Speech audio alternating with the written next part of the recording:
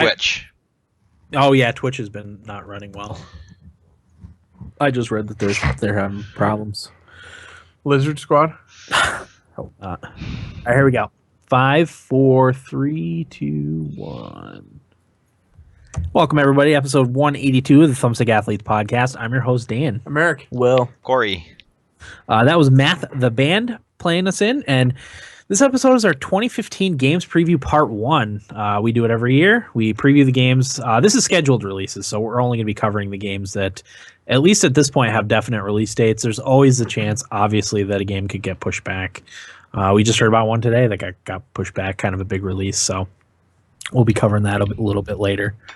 Will, you need a writing utensil, don't you? Sorry about that. I didn't even problem. think about it. Does anyone have anything you want to tease for later on in the episode? Play anything new? Nah. I didn't play anything new, Dan. I'm in a funk right now. I got back into FIFA this week. I'll talk a little bit about that. Okay. I played Wolfenstein, the New Order, so I'll be talking about that a little bit. I've got like 2 Did you hours. buy that? Played. Yeah. Oh. I bought it during the Steam sale. It was Okay. 20 beans. It was a deal I made with one of my friends. We both wanted Rise and Wolfenstein, so he bought one, I bought the other, and Okay. we're sharing. So I started that up Nice. yesterday, I believe, and played a little yesterday and a little today. So I'll be talking about that. Anything you want to tease, Corey? No, just more Dragon Age Inquisition and Hearthstone for me. Sounds good. Well, let's get into Nibblebits. We'll mind your way, Will. No, you're good. Okay. I'll get started. Marco Polo on Netflix re-upped for a second season.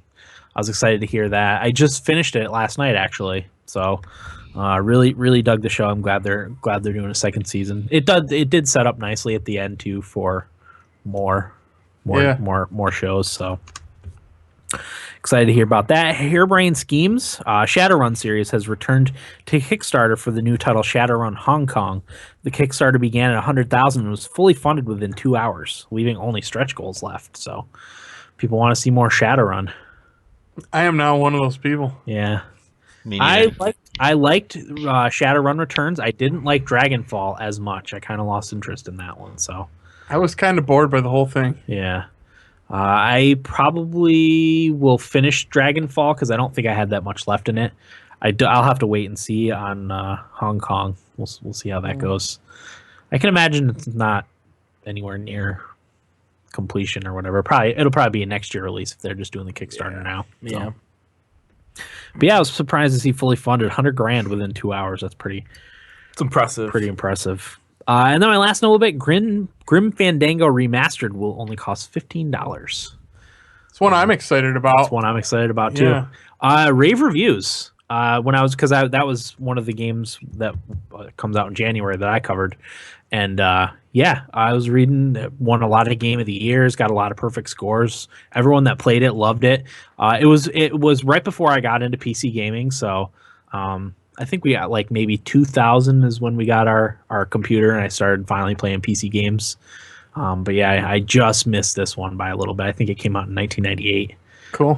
So I'm excited about And that's coming the to remaster. PS4 also, Yep, right? PS4. I think maybe Vita. I don't know. I have it covered all in my notes when we get there. So Nice. and that's it for my double bits. What do you got, Will? My first one is that there's going to be a Nintendo Direct tomorrow, actually. So when you're hearing this, it'll be the day that it's airing. But it's at 9 a.m. Eastern and 6 a.m. Pacific, which is pretty early on the West Coast if you're wanted to watch it. But they're going to be covering the spring of 2015 lineup for the Wii U and 3DS, and probably confirm our release date for the new 3DS. I would imagine. There's been rumors going around, which I think that's a nibble bit of somebody's. But yeah, I thought I had a nibble bit, but I guess I never ended up putting it in my notes. Okay, do you remember what it was? No. Okay, sounds good. Yeah, Nice. I had one up until like this afternoon. I realized, crap, I didn't do any. Well, I was And I getting caught up. I was getting my nibble bits during right when dinner started, so I had the Nintendo one in, and then I went downstairs, and then I just never Gotcha. ended up putting it in. Okay, Eric, what do you got? Got 2, Dan. Speaking of the game that got pushed back, the PC version of Grand Theft Auto 5 got delayed again. Now is going to launch on March 24th. I think this is good.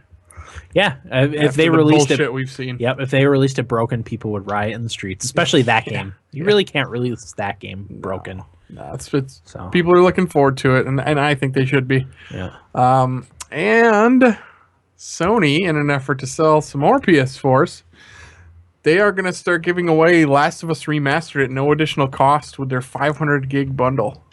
That's pretty sweet. that is. If it was $50 game that Yeah. they're giving away for free, And fantastic. fantastic game. Yeah. So that's awesome. Mhm. Jump at that if you get a chance, and that's only for North America as of right now. Okay, So gotcha. pretty cool. Yeah. That's it for me. All right, what do you got, Corey? Just 2 for me. Will mentioned the Nintendo Direct is happening tomorrow, and right after that news came out, there was a rumor that the new 3DS would be coming out on February 13th, and it turns out that the poster that rumor was based on turns out it was real, so it looks like we'll be getting the new Nintendo 3DS February 13th, but I'm sure we'll find out more about that tomorrow. Yeah, I'm excited. I really, really want one of those. Yeah, me too. I've been holding off getting a 3DS XL for that very reason. Same So here. Yeah. it's right around tax return time, which is also good. That means I can probably sneak one in the budget. Hell yeah. So there's also a lot of good 3DS games coming out this year. So Yeah. Oh wait. You have a 3DS, right? yeah, we have the old purple one. Because I think I saw trade-in values for the new one is 75 to 100. At GameStop. Oh, really? Yeah. Wow. For which one? If you trade in your 3DS or 3DS XL, you get anywhere from $75 to $100 towards the new 3DS. And how much does that cost? It'll probably be 200 if I had probably. to guess. At least, Yeah. I would say. Probably at most 225. Yeah. I was going to talk about this during my week, but I'm trading in as soon as I heard that news, I went to trade in my 3DS on Amazon to lock in that price. Uh-huh. And I'm going to get $106 for it. Wow. Wow. Trade in Which on 3DS Amazon. do you have? It's the black 3DS XL. Okay. I think the black red and black blue 3DS XLs were a little bit less. I don't know why the black was more. I don't know. Amazon's weird because they do all their trade-ins through a third party. They accept them, but then I don't know, the third party takes them and sells them. So I don't know how they determine their prices. Hmm. But with that, I traded in Fantasy Life and got $22. Mario Golf and got $7. And Borderlands 2 Okay. for $1. Ugh. Figured it's better than nothing. Yeah, that's almost worth keeping for $1. That was my game. I'll never play it again. No, I'll Or give you you traded Will's gaming? I'll give you the $1, Will. I forgot that was your game. No, you can keep it. It's fine. Okay. Oh, that's interesting. Maybe I'll do that. I have the same 3DS that you had. Yeah, I mean, there's nothing. I want to play Monster Hunter 4, definitely. And then that Codename Steam game, Yeah. which we'll talk about a little bit later in this episode. I really want to play. So, Xenoblade Chronicles is going to be a new 3DS exclusive. oh, wow, So that's cool. it's not going to work on the older systems, but we'll work on the new Yeah. one. So I'm probably gonna have to get the new 3DS with all that trade and stuff, which I think was total like $140. So if I have to drop $60 or whatever, it's not bad No. No, it's not bad at all. for a new hunk of hardware. Nice. Sure. And then Let's see. the Game Developers Awards, Game Developers Choice Awards nominations were announced today. Do we want to run through those, or maybe save them for the end of the episode and run through them? Go ahead. Yeah, do it now. Game of the Year nominees. Again, these awards are chosen by from within the games industry. Game of the Year nominees: Bayonetta 2, Middle-earth: Shadow of Mordor, Destiny, Hearthstone, Heroes of Warcraft, and Alien Isolation. I should also say, we put up an article yesterday or the day these came out with our initial knee-jerk reaction thoughts. So if you're curious and want to hear a little more in depth about what we have to say, just check out our webpage. Innovation Award nominees are Bounden, Middle-earth: Shadow of Mordor, This War of Mine, The Vanishing of Ethan Carter, and Monument Valley. Best Debut nominees are Yacht Club Games. This is that best debut by a studio. They did Shovel Knight. Respawn Entertainment, which did Titanfall. The Astronauts, which did The Vanishing of Ethan Carter. Stoic Studio, which did The Banner Saga. And Upper One Games, which did Never Alone. Best Design nominees are Middle-earth: Shadow of Mordor, Shovel Knight, Dragon Age Inquisition, Captain Toad Treasure Tracker, and Hearthstone Heroes of Warcraft. Best handheld mobile game nominees are 3 Super Smash Bros. 3DS, Hearthstone, 80 Days, and Monument Valley. Best visual art nominees are Monument Valley, Hohokum, Child of Light, Bayonetta 2, and Alien Isolation. Best narrative nominees, 80 Days, This War of Mine, Kentucky Route Zero, Episode 3, Middle-earth: Shadow of Mordor, and The Vanishing of Ethan Carter. Best audio nominees, Alien Isolation, Hohokum, Destiny, Transistor, and The Vanishing of Ethan Carter. And the last one, Best Technology, the nominees are Destiny, Middle-earth: Shadow of Mordor, Wolfenstein: The New Order, Elite Dangerous, and Far Cry 4. Cool. So that's what we got. Yeah. Yeah, as Corey said, our thoughts are on the website if you want to read them. We could probably talk about that for hours, but we're just not going to. How was your week, Corey? It's been good. I've just, like I said last episode, just kind of trying to work on my things and be as frugal as possible. I didn't really do much. I had a anniversary this weekend, but we just used a gift card to go get dinner, and then we were going to go to a movie, but we decided to stay at the bar we were at, having drinks instead. I really wanted to go see The Imitation Game with Benedict Cumberbatch, about Alan Turing and the Enigma machine. But we didn't end up doing that. So, yeah, it's been much the same for me. Not much new to report. I was going to talk about my trade-ins, but I already talked about that, so... Oh, you know what I've been doing? I finally wanted to sit down and watch all the Harry Potter movies, which I had never done. And my girlfriend had the Chamber of Secrets, which is the second one. So we watched the first one, and then the second one, and then I signed up for a Netflix DVD account because I have the online streaming. Whoa. But I wanted to get those movies on DVD. Without having to buy them or anything. Right. So it's not bad. It's $11.99 for 2 DVDs at a time. First month is free. I'll probably just cancel it after the first month. Mm-hmm. I don't really watch DVDs anymore, but those And Harry Potter movies are hard to find. What? What do you think of them? It's not bad. I've seen bits and pieces. They're not bad. I don't know. It's charming, I guess. But... Yeah, I was never really into Harry Potter. I probably would rather read the books first before I watch the movies, but I've seen like bits and pieces of the movies. Yeah. Just because I prefer the written versions than the movie versions. Yeah. Have you read the books? No.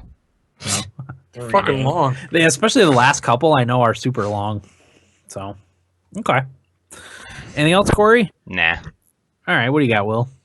As I said earlier, I was working on my capture card. I was talking with you guys about this on off air, but I did a Hyrule Warriors video, didn't post on YouTube, so that was pretty frustrating. And then I tried to get rid of the latency issues on my capture card and had no luck with that.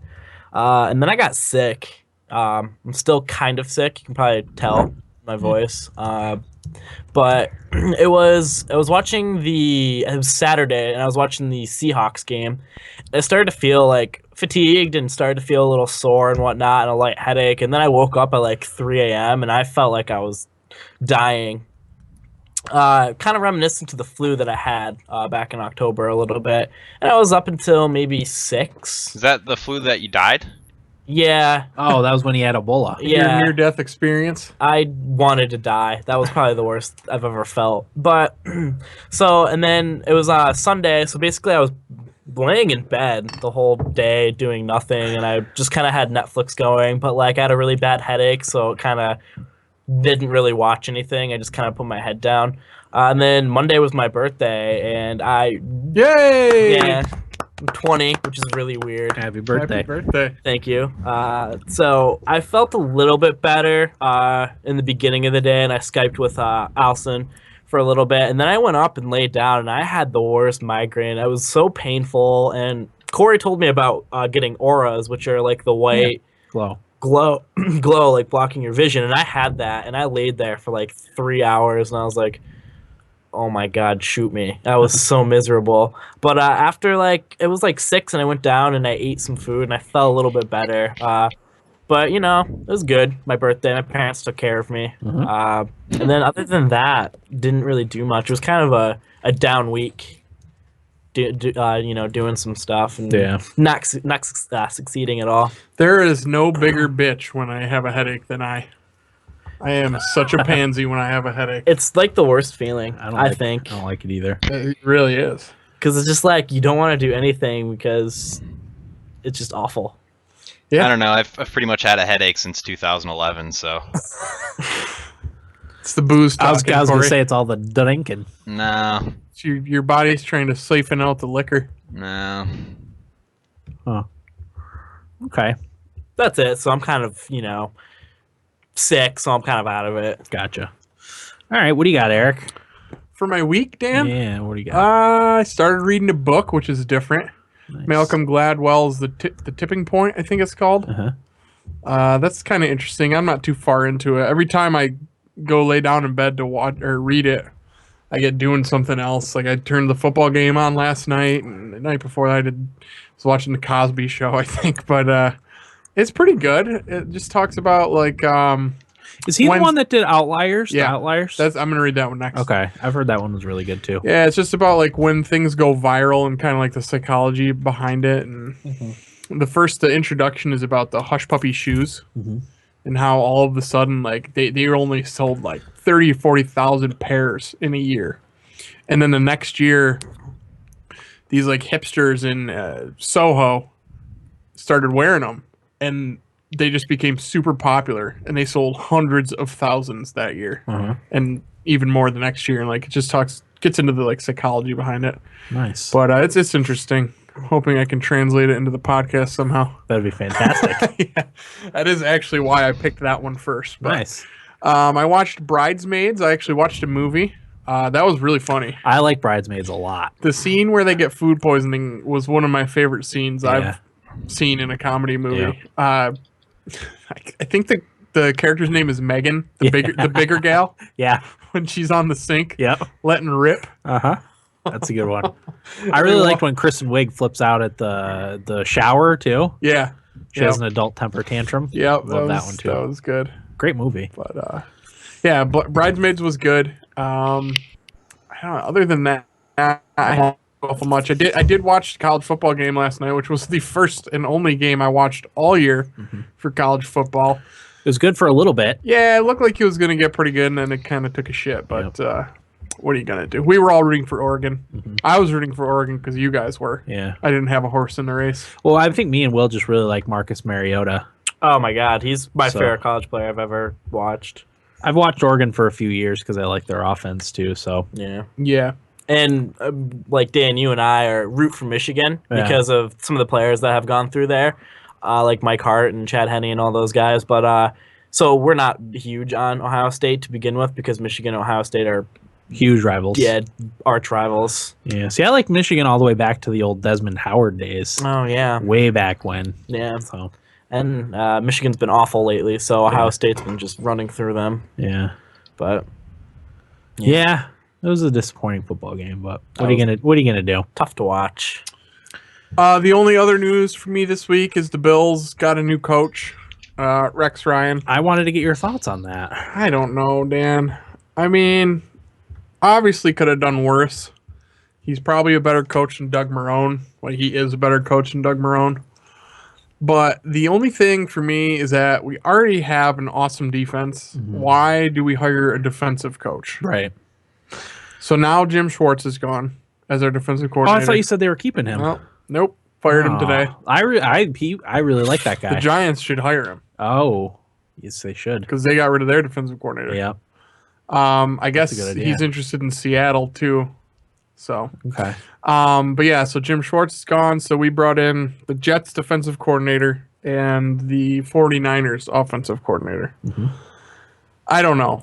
I just don't know. I don't see why we went with defense when we already have defense. I don't know. Yeah.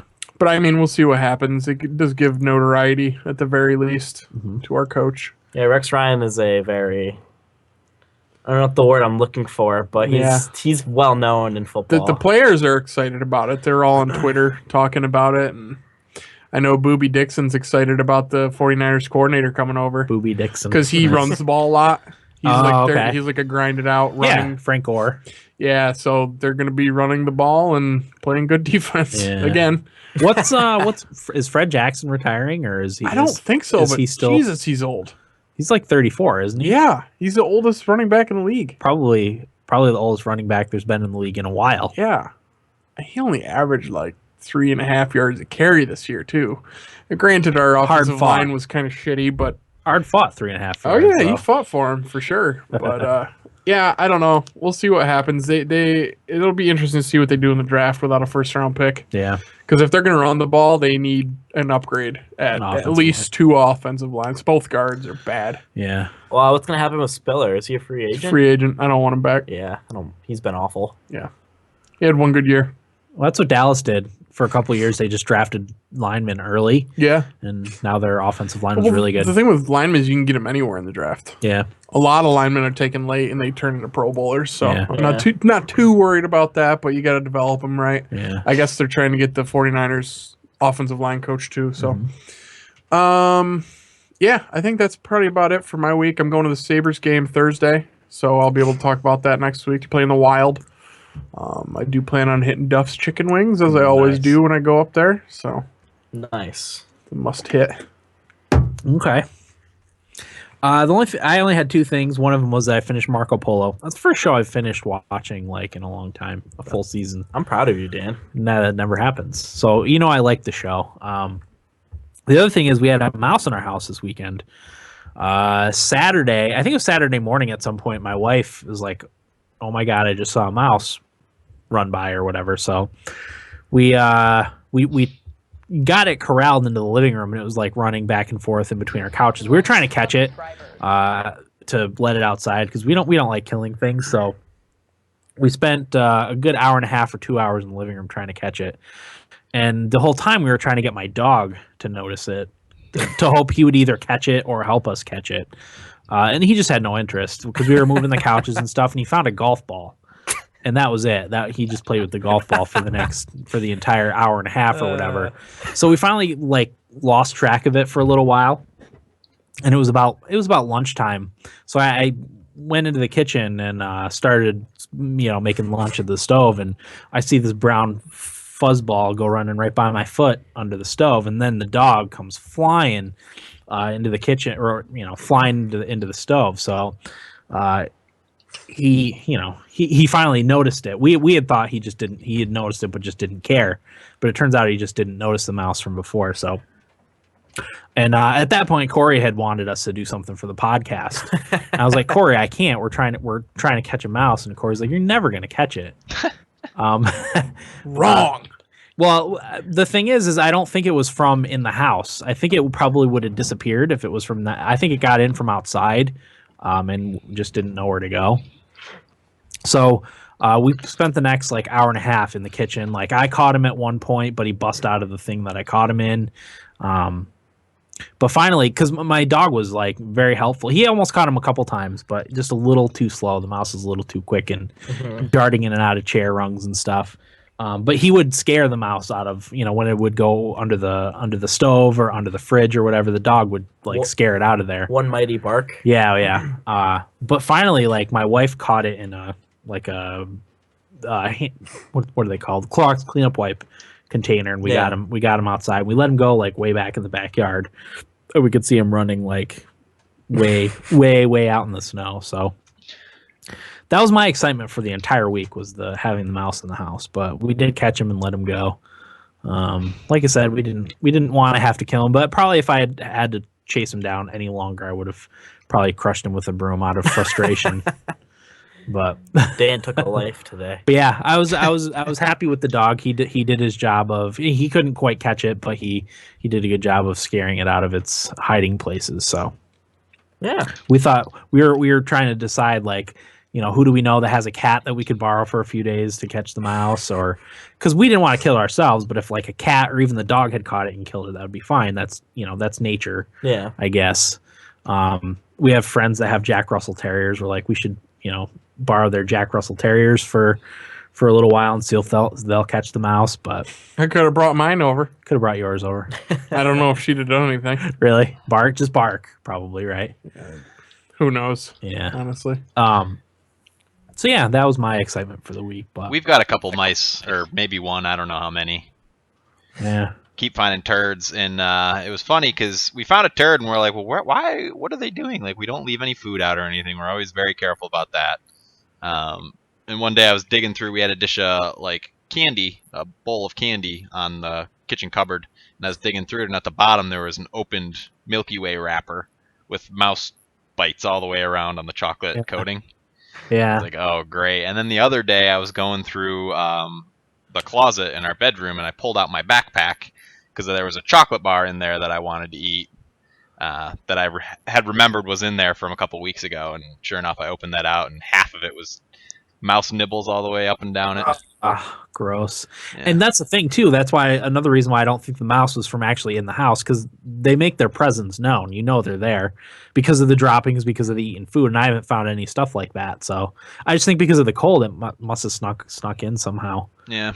But yeah, it was good. I was proud of the dog for doing what he did. He, like I said, he was a little too slow to catch him, but That's at least surprising. Yeah, he's quick too. well, part of it was in the kitchen when he finally noticed, and he like because the kitchen floor is so like slippery, he couldn't get going fast enough when the marker are out of something. Didn't have the friction he needed. Exactly. If it had been outside or something, or like down here where there's carpet, or maybe even in the living room on the carpet, he probably would have caught him. But yeah, that's all I had. We'll take a quick break and be back with our main segment, our 2015 Games Preview Part 1, right after this. Okay.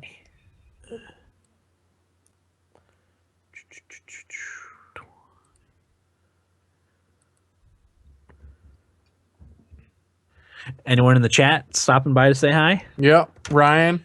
What's up, Ryan? Riz was here. I don't know. Riz is still in there, I think. And What's up, Riz? Mike, I think, is in there. Oh, nice.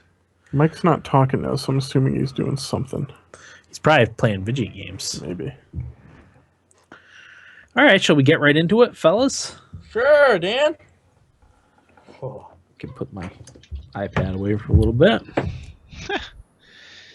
Mike said he's been lurking. Oh, nice. He's That's just what I lurking. like. That's what I do too. I'm a lurker. Lurk. I'm a lurker. All right, here we go. 5, 4, 3, 2, 1.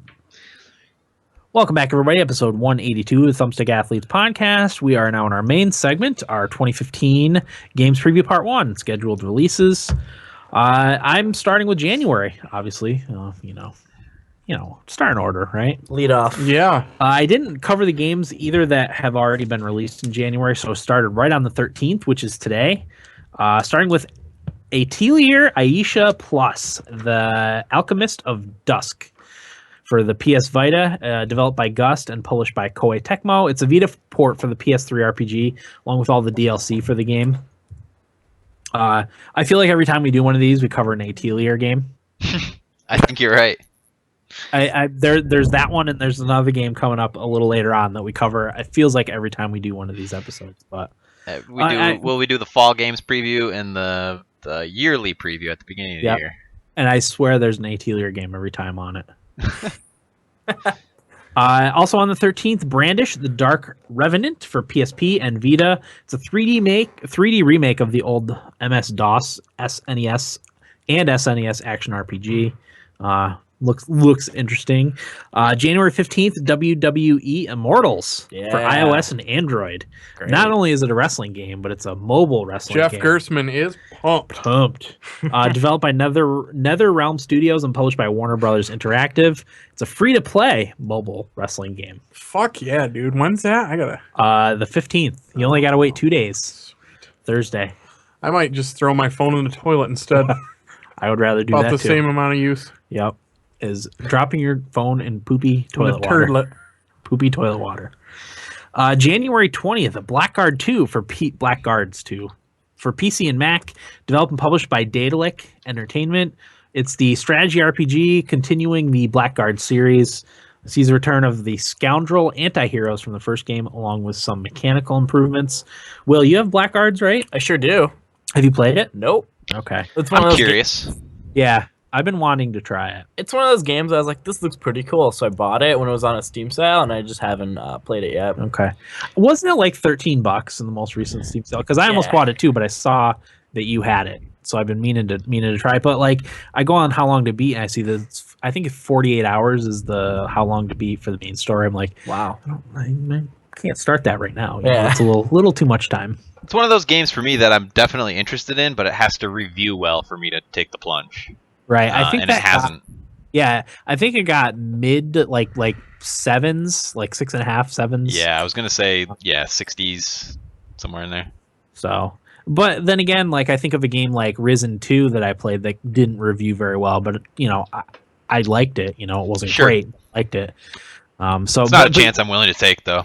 Exactly, and it was Risen 2 was a 4 in February game, so I was going to beat it whether I liked it or not. You know.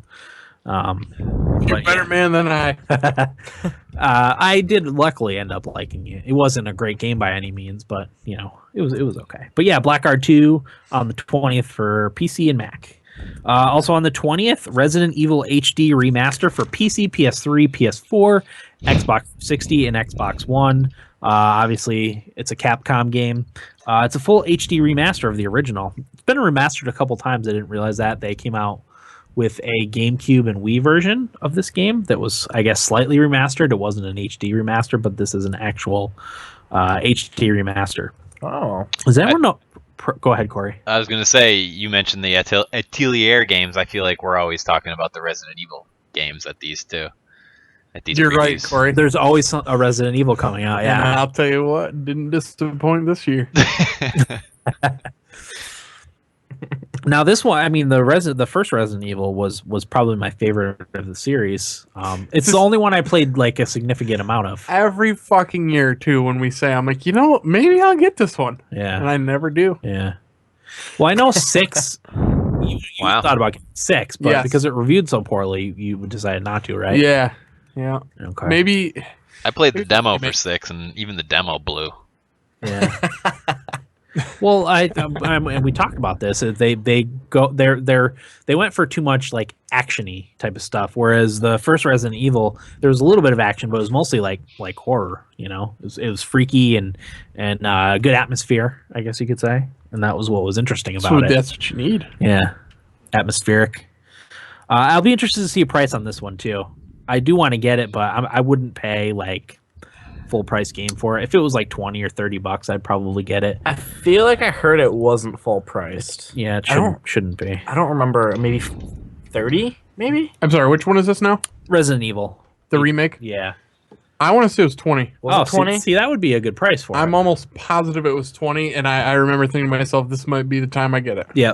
It looks pretty good. I got a video playing in the stream right now. Okay. Yeah, I'm definitely interested in revisiting that. Moving on, also the 20th, Saints Row 4 Get Out of Hell for PC, PS3, PS4, Xbox 360, and Xbox One. Developed by Volition and published by Deep Silver. It's a standalone DLC for Saints Row 4 where the boss is captured by Satan. And the boss is supposed to marry Satan's daughter, Jezebel. The player plays as, you know, us. We play as Johnny Gat or Kinsey Kensington as they try to rescue the boss from hell. Sounds awesome. That game's pretty crazy still. It is very crazy. Absolutely. Wait, is it a standalone? Yep, it is a standalone DLC. That's cool. But it's also coming out in tandem with Saints Row 4 Reelected for PS4 and Xbox One, which is the current gen release of Saints Row 4, along with all DLC, including Gat Out of Hell. Yeah. So, Nice. yeah, I'll be playing that at some point. I think it's $20 for that Yeah. too. So, Great game that was. yeah, it was a great game. Sure was. Also on the 20th, Citizens of Earth for PC, PS4, Vita, Wii U, and 3DS. It was a failed Kickstarter. It's an Earthbound-like RPG that was picked up by Atlas. You play as the Vice President of Earth, who has a lot of charisma, but not much else. And you recruit followers to fight your battles for you. And I guess there's more than 50 possible followers. They use the example of the barista. You can recruit a barista who spills hot coffee on enemies. Does he make as good a cup of Joe as you do, Dan? No, not a chance. I'm not interested though. Not a chance. That's another game I've been waiting for a while. Looking forward to that one. That's a definite purchase for me. Maybe not right at on the 20th, but it'll definitely be in my library at some point. I think that's only going to be 15 on all platforms. That's not bad. No. January 26th, Raven's Cry. Now this is another game we cover every time we do this. It's the it's for PC, Mac, and Linux. It's developed by Reality Pump Studios and published by Topware Interactive. It's the pirate RPG that we keep covering. Yeah, I covered Remember it the one last year. And it was supposed to come out last year. Yeah, the one that doesn't have very good graphics. Yeah. It looks like it should have come out like 3 or 4 years ago. I think it's time to pull the plug on that one, huh? Oh, it's coming out on the 26th now. Sweet. Boy. Raven's Cry. I think we've covered it 2 or 3 times now in the games previews episodes. Well, you know what? Now that I said that, now it's going to be awesome. Yeah, it's going to come out and it's going to get perfect Like scores. Far Cry 3 when we shat on it. That's a good point. Maybe that's good karma for it, is us shitting on it. Could be, Dan. Because then it's bound to be good. January 27th, Dying Light for PC, PS4, and Xbox One, developed by Techland and published by Warner Brothers Games. Dying Light. I think it's one we're all at least interested in, right? I'm getting that one. It's kind of the first like AAA release. I'm probably going to get it. I actually watched a video on Steam for it, and it looks awesome. It does. I really hope it holds up, or it doesn't disappoint. Holds its end of the bargain. Yeah. I'm pumped for that one, Dan. I really like that it has the day and night cycles in it, and that the zombies freak out at night, and just looks really good. Yeah. It seems like it's going to be neat. Yeah. But I've read an article about Techland as a developer, and they're the ones that did Dead Island, which was kind of a disappointment. They're hoping that Dying Light isn't a disappointment like Dead Island's. So, I mean, see, I love Dead Island. yeah. So I didn't find it as a disappointment, but I know there's a lot of people who are disappointed by the Dead Island games. I like the first third of Dead Island, and after that, it could have just ended after that first third of the game. Yeah. And I would have been happy with it. It just dragged on for too long. I only liked the first area, the hotel. Yeah. The city is awful, and the jungle is a nightmare. Yeah. And not in a good way. It was awful. Forget it. Just forget Well, it. I've talked about this, but the zombies like spawning out of corners and stuff. Like, I get that they might be like walking through the forest or whatever and coming at you, but they would just spawn out of the same spot, you know. And if you're playing a zombie game and trying to cover your behind, and the zombies can spawn from wherever, like it kind of defeats the purpose. I think. Yeah. They would spawn from walls too when you're in the city. It was stupid. Yeah. But yeah, Corey, Dying Light. Any thoughts? I'm interested. It's a wait and see for me. Yeah. Who's getting on PC? I would be getting it on PC. I'd much rather get it on console, but I mean, and we're gonna do an episode on that one. Yeah. So It's the first somebody AAA. has to get it when it comes out. Yeah. So I don't want to wait. No, you shouldn't wait. You should get it. If you're going to get it, I would get it for PS4. But it has multiplayer stuff with Yeah, it. but are we going to do that? I think we would. I'm getting it for At lea- when I get it. I'm gonna have it on PS4. I don't know if I'm definitely getting it right at launch. Okay. I might be like a week or two late. Because the three big queens need to get back at it. Yeah, we do. That'd be a good one. We've been slacking. Would be a good one. So I don't know. I mean, we'll see. If I had to make a bet, I'll probably get it on PS4. Yeah. That's what I think, because you're more likely to sit down and play it for Oh yeah. long stretches of time on the PS4. Yeah. So, okay. So that was Dying Light for PC, PS4, and Xbox One on the 27th. Also on the 27th, Grim Fandango Remastered for PC, Mac, Linux, PS4, and Vita. Developed and published initially by LucasArts, but the remaster is going to be by Double Fine.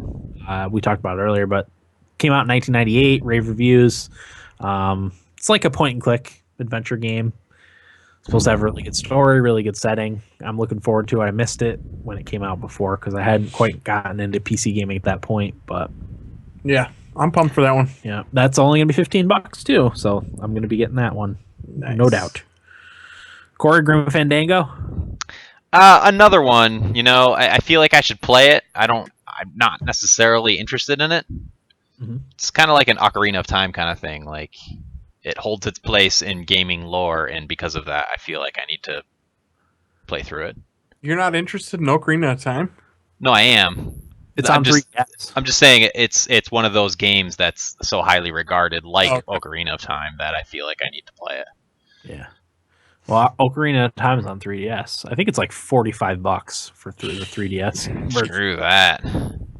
I feel like it was new. It was 40, but now it's more. As I said, when I bought Twilight Princess, the game came out in 2006. It's still like $35. Yep. It's expensive stuff. I can't wait to Crazy. play that, by the way. I hope you love it. I'll love it. There's no question. Also on the 27th, Hyperdimension Neptunia Rebirth 2 Sisters Generation for Vita, developed by Felistella and published by Idea Factory International. It's a Vita release of the PS3 RPG. Vita's bringing out the big guns. Yes. There's actually a lot coming out for Vita this year. Not these shitty games, but games that people might actually play. How dare you, Eric? Well, I mean, come on. I guarantee we have a Hyperdimension Neptunia Rebirth 2 again. If we do, more power to them. No, that's no. No. On the 28th, Raven's Cry is coming out for PS3 and PS4.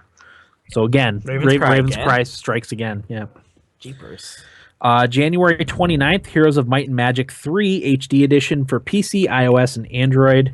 It was developed by New World Computing and published by the 3DO company. Ubisoft is doing the remaster. Obviously, it's a HD remaster and mobile port of the classic turn-based strategy game. Any interest in Heroes of Might and Magic 3? This is where I always see this game on Steam, like the older ones, and I just never have any interest. That's one that you buy and you'll never play it. Yeah. Wait, is that the game that we're gonna do Three Big Queens and you and Corey both owned it? No. Was it? No. I don't think I own that game. It was something else. Oh, okay. But I played Heroes of Might and Magic back in the day. Yeah, Yeah. I remember we had one of them too. Back in the day. But I think the one we had was like 6 or 5. Yeah. Maybe Yeah. 5. I feel like there's a V on there. I mean, they're decent, but like nowadays, I just would rather play something else. Mm-hmm. Rather play like Age of Empires or Yeah. Rise Civ. of Nations. What's Civ. that one that just came out this year? Something Endless. One of the Endless games. Endless Endless- Space? Endless No. Legend. Endless Legend? Yeah. Yes. Is It that the came one out like last Civ or the one like... It's the one like Civ. That's not the one I'm thinking of then. I can't think of the name of it. Magical Endless. There's the Endless Dungeon. That's the one you guys played. And then there's Endless Space. Oh my god. You sure you're not thinking Endless Legend? I'm positive. I played it. I bought it. Age of Wonders, that's what I'm thinking of. Oh. Oh yeah, that came out last year. Same deal as Might and Magic. Oh, okay. Wow. Same type of game. Pretty good. Gotcha. Also on January 29th, Sword of Asumi for PC. It was a kickstarted visual novel done in a very anime style. Yes. Sweet. January 30th, Life is Strange Episode 1 for PC, PS4, PS3, Xbox 360, Xbox One. Developed by Don't Nod Entertainment, who was the ones that did Remember Me. Published by Square Enix. It's an episodic interactive drama graphic adventure following Maxine Caulfield, a photography student who discovers she has the ability to rewind time. There's going to be 5 episodes with 6 weeks between each episode. Huh. I'm very interested in this. It looks awesome. I watched a trailer for it on Steam the other day and added it right to my wish list. Nice. Yeah, it sounds interesting. Yeah.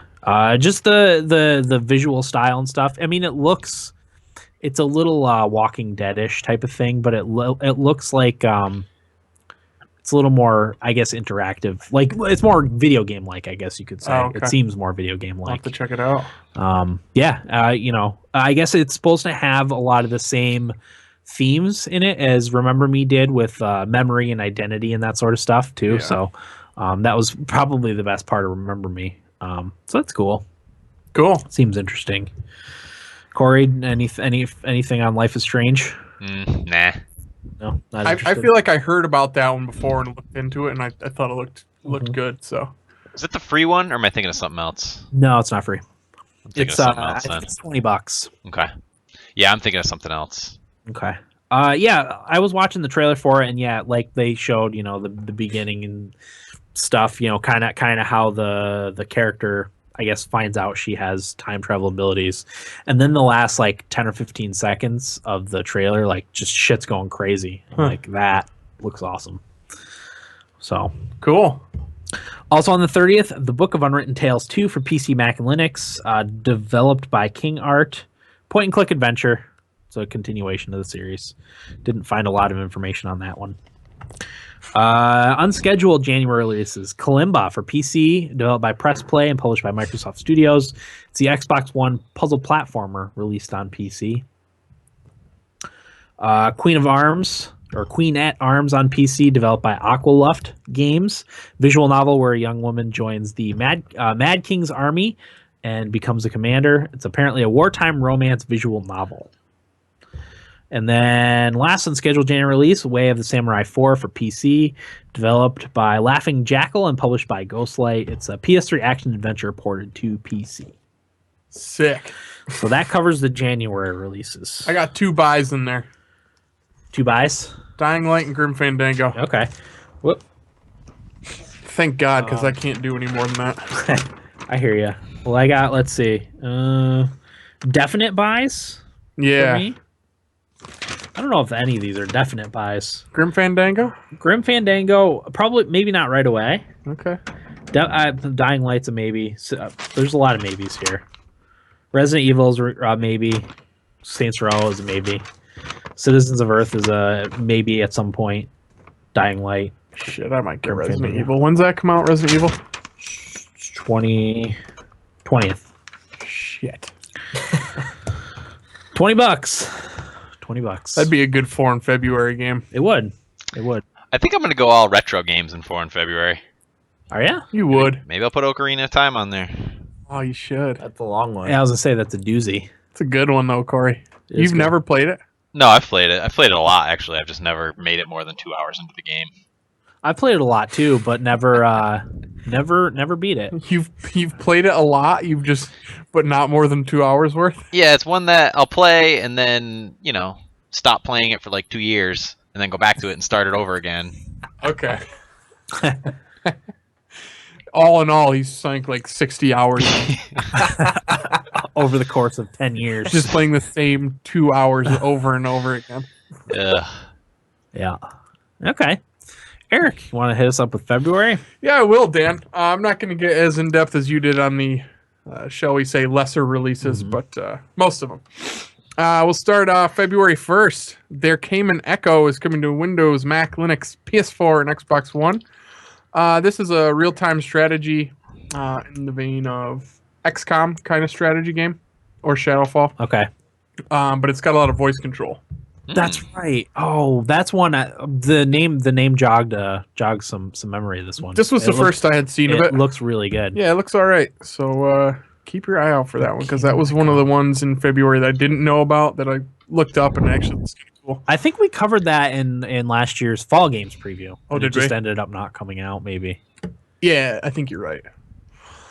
February 3rd, Criminal Girls Invite Only coming to PS Vita. Wow. Talk any more about that. Criminal Girls? Criminal Girls. That's my jam. Criminal Girls. What's Is it called? that the game based on Orange is the New Black? then I might be into That would it, make sense. actually. SpongeBob Hero Pants coming out the same day, February 3rd, for 3DS, 360, and Vita. What a day. Yeah, I mean, action-adventure game based on SpongeBob SquarePants, if you couldn't tell. Moving on Is to... that coming out in tandem with the movie? Oh, I don't know. I didn't know there was a movie. Yep. Are the children excited?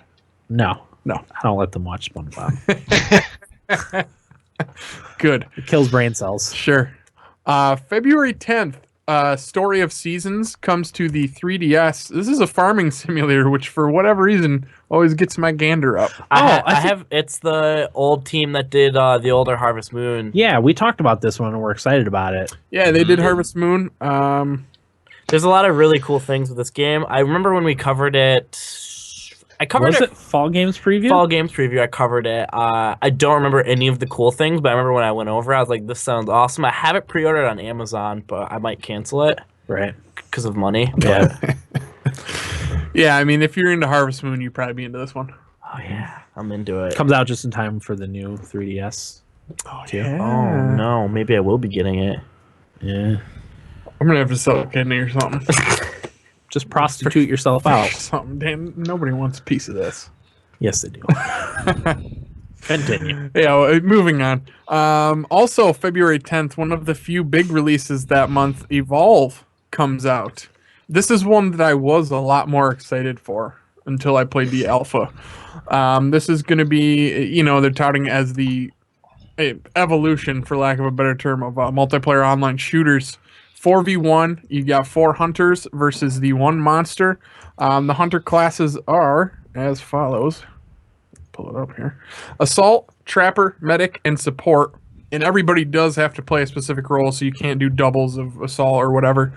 And I guess you do have to kind of work as a team. I honestly only played 1 game in the alpha, and I played as the monster, which I didn't want to do, but I had to. I don't know. I think I'm just kind of over the online shooter thing in general at this point. So that's one if you have 4 friends that are going to play it all the time. Exactly. That would be a lot of fun. if you got people to play it with, that's the thing about these games. Yeah. So I don't know. It's an interesting take on it. I did like how when I played as the monster, it was cool how you eat like smaller animals in the environment to actually evolve, which I didn't get a chance to do because I got killed pretty quickly. But it's cool how you interact with the environment and lets you evolve into a bigger, badder monster.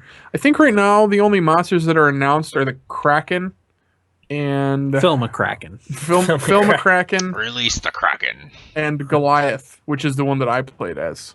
I saw something about a Wraith.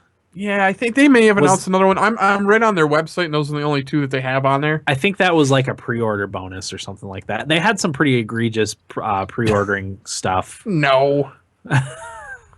I know it's hard to believe. Yeah. So anyway, the 4 hunters players team up to take down the monster player before he evolves too many times and gets too badass for him. I don't know. Anybody interested in this? No. Nope. Not the I slightest mean, bit. I'll buy it, but I probably won't play a lot. You're gonna of get it? Probably. If you get it, I'll borrow it. It's a big game. No, it's a huge A game. lot of people are really excited for it. So you're not gonna get it. No. So I guess I'll get it for the 1 and play with my friend. Well, Perfect. You know, when I'm- you're done, pass it over. I'm gonna not ever play it, and I'm gonna buy it. Yeah, this one's developed by Turtle Rock Studios, published by 2K Games. It looks cool, honestly. I'm just really not into that. I like the concept of it. I just Yeah. don't think I don't think I would play it. Yeah, cool concept and everything. Just not what we're looking for at this point. Moving on to the 13th of February. If you're looking for a gift for your sweetheart for Valentine's Day, Kirby and the Rainbow Curse for the Wii U comes out. Obviously by Nintendo. Claymation. Yeah, it's a claymation. It's pretty neat. This was actually the first I'd heard of this game, but I watched some videos on the website for the game and looked at some screenshots. It looks kind of neat. Yeah. It's You don't actually control Kirby in it. You No. draw on the gamepad, and you that's draw how you a rainbow control. Yeah. line and it controls where he goes. Yeah. Whoa. But he can be like in the form of a rocket or a tank or a submarine, and you just kind of guide him with this line that you draw. It's kind of neat. Perfect Yeah. game for iOS. Seems cool. Shut up, How Corey. dare you? But because it's on Nintendo, you guys are gushing over it. Yeah, I don't want to play it on my fucking phone. Yeah. I don't want Nintendo putting anything on a phone because that's the second that happens and a bunch of people start downloading it, all their stuff is going to be shit after that because they don't have to put any effort in making good games because everything's got hundreds of millions of potential players. Mm-hmm. You know, Yeah. so they don't have to make good things anymore. No. Because everyone's going to buy it regardless. I have been playing a lot of Trivia Crack. Well, Oh, I haven't gotten a challenge yet. Play you back. I forgot. Yeah, Will. I thought you gave up because I was stomping your ass so bad. No, I got sick and I just didn't want to stare at my phone and try and guess answers. Oh, fair I enough. don't know why people like Trivia Crack more than Quiz Up. I don't either, man. You can look up you have time to look up every answer. it's the hot. I only play Game right people now. I know, though, that I trust not to do that. That's why I sort of stopped playing it. I was just like, I don't trust people. I don't enjoy playing against people I don't know anyway. No, me neither. What's the point? I have a game with Will, a game with a dude from work, and with my fiance, and that's it. Anyway, back to the task at hand. Let's see, get back to the right page here. Dead or Alive 5 comes out February 17th. Another one? Yeah, another one from Team Ninja Yeah. and Tecmo Koei. Dead or Alive 5 is obviously a fighting game, another one in the Dead or Alive series. I mean, we know what fighting games are. If you like Dead or Alive and you played it before, you probably... I myself am more looking for Mortal Kombat this year. Mortal Kombat X. seems cool. We'll get into that one. Yeah, it does look good. Yes. I was always more of a Mortal Kombat fan anyway than any of the others. Dead or Alive was the one that did the beach volleyball game, right? Yes, Yeah, that was a cool game. it was cool. Not really, but No, I thought it was fun, though. On top of whatever else it brings to the table, I thought it was a fun game. Also, February 17th, Total War Attila, which is an upcoming strategy game published by Sega, developed by Creative Assembly. yeah, I think that might be an add-on to Total War Rome 2. I think It is the 9th standalone game. Oh, it's a standalone. Yeah. Wow. There's 9 of these? Didn't take them long. Says this is from Wikipedia. Okay. Says it's the first game in the series since Empire Total War not to be released a year after the predecessor. Oh, so Total War Rome 2 was 2 years ago. Yeah. Okay. Gotcha. I actually have one or two of those games on my account on Steam. I just never played them. Yeah. Well, they take a long time to get into. Yeah. But it's one of those things it takes you 10 or 15 hours to figure out all the systems. Is Shogun part of that? Yeah. Okay. Shogun Total War. 'Cause That was I the early played- one. Yeah, I played that one when it came out, and I Yeah. fucking loved it. Yeah, it was good. Yeah. I had that one too. I have Empire. I have Medieval Total War 2. Okay. I think is the one Yeah. I just bought not that long ago. I think I bought that too because it was recommended on Kotaku's top PC games. Okay. So I looked for those when the Steam sale was on. I can't remember if I bought it or not though. No, you can play mine if Yeah. if you ever want to. Okay. I got it because it has a really good Lord of the Rings mod, Oh, which is why I Cool. got it because you can That'd probably be fun. play in Middle Earth exactly. that's awesome. Also February 17th. Here it is, boys. Resident Evil Revelations 2, Episode 1. An episodic Resident Evil game coming out. Yeah. Episodic survival horror, obviously, from Capcom. And it's going to continue to come out throughout the year, it appears. Sure is. So, Does Capcom put out anything other than Resident Evil? No, they Yes. don't come out. They don't put out anything new. Monster Hunter? That's not new. Okay. Monster Hunter 4. Wait, who did Dragon's Dogma? Oh, That was years ago. They yeah. That was like 3 years ago. Did they make When it that or came out. publish it or both? I think both. I Okay. don't remember. I'll give them that one. I still say they should put that on PC. What the Yeah, hell? I'm waiting Yeah. for that too, Dan. I still want to play it. Do you still have it? No, I had it on Xbox. You don't have your 360 anymore? Oh, I traded it in.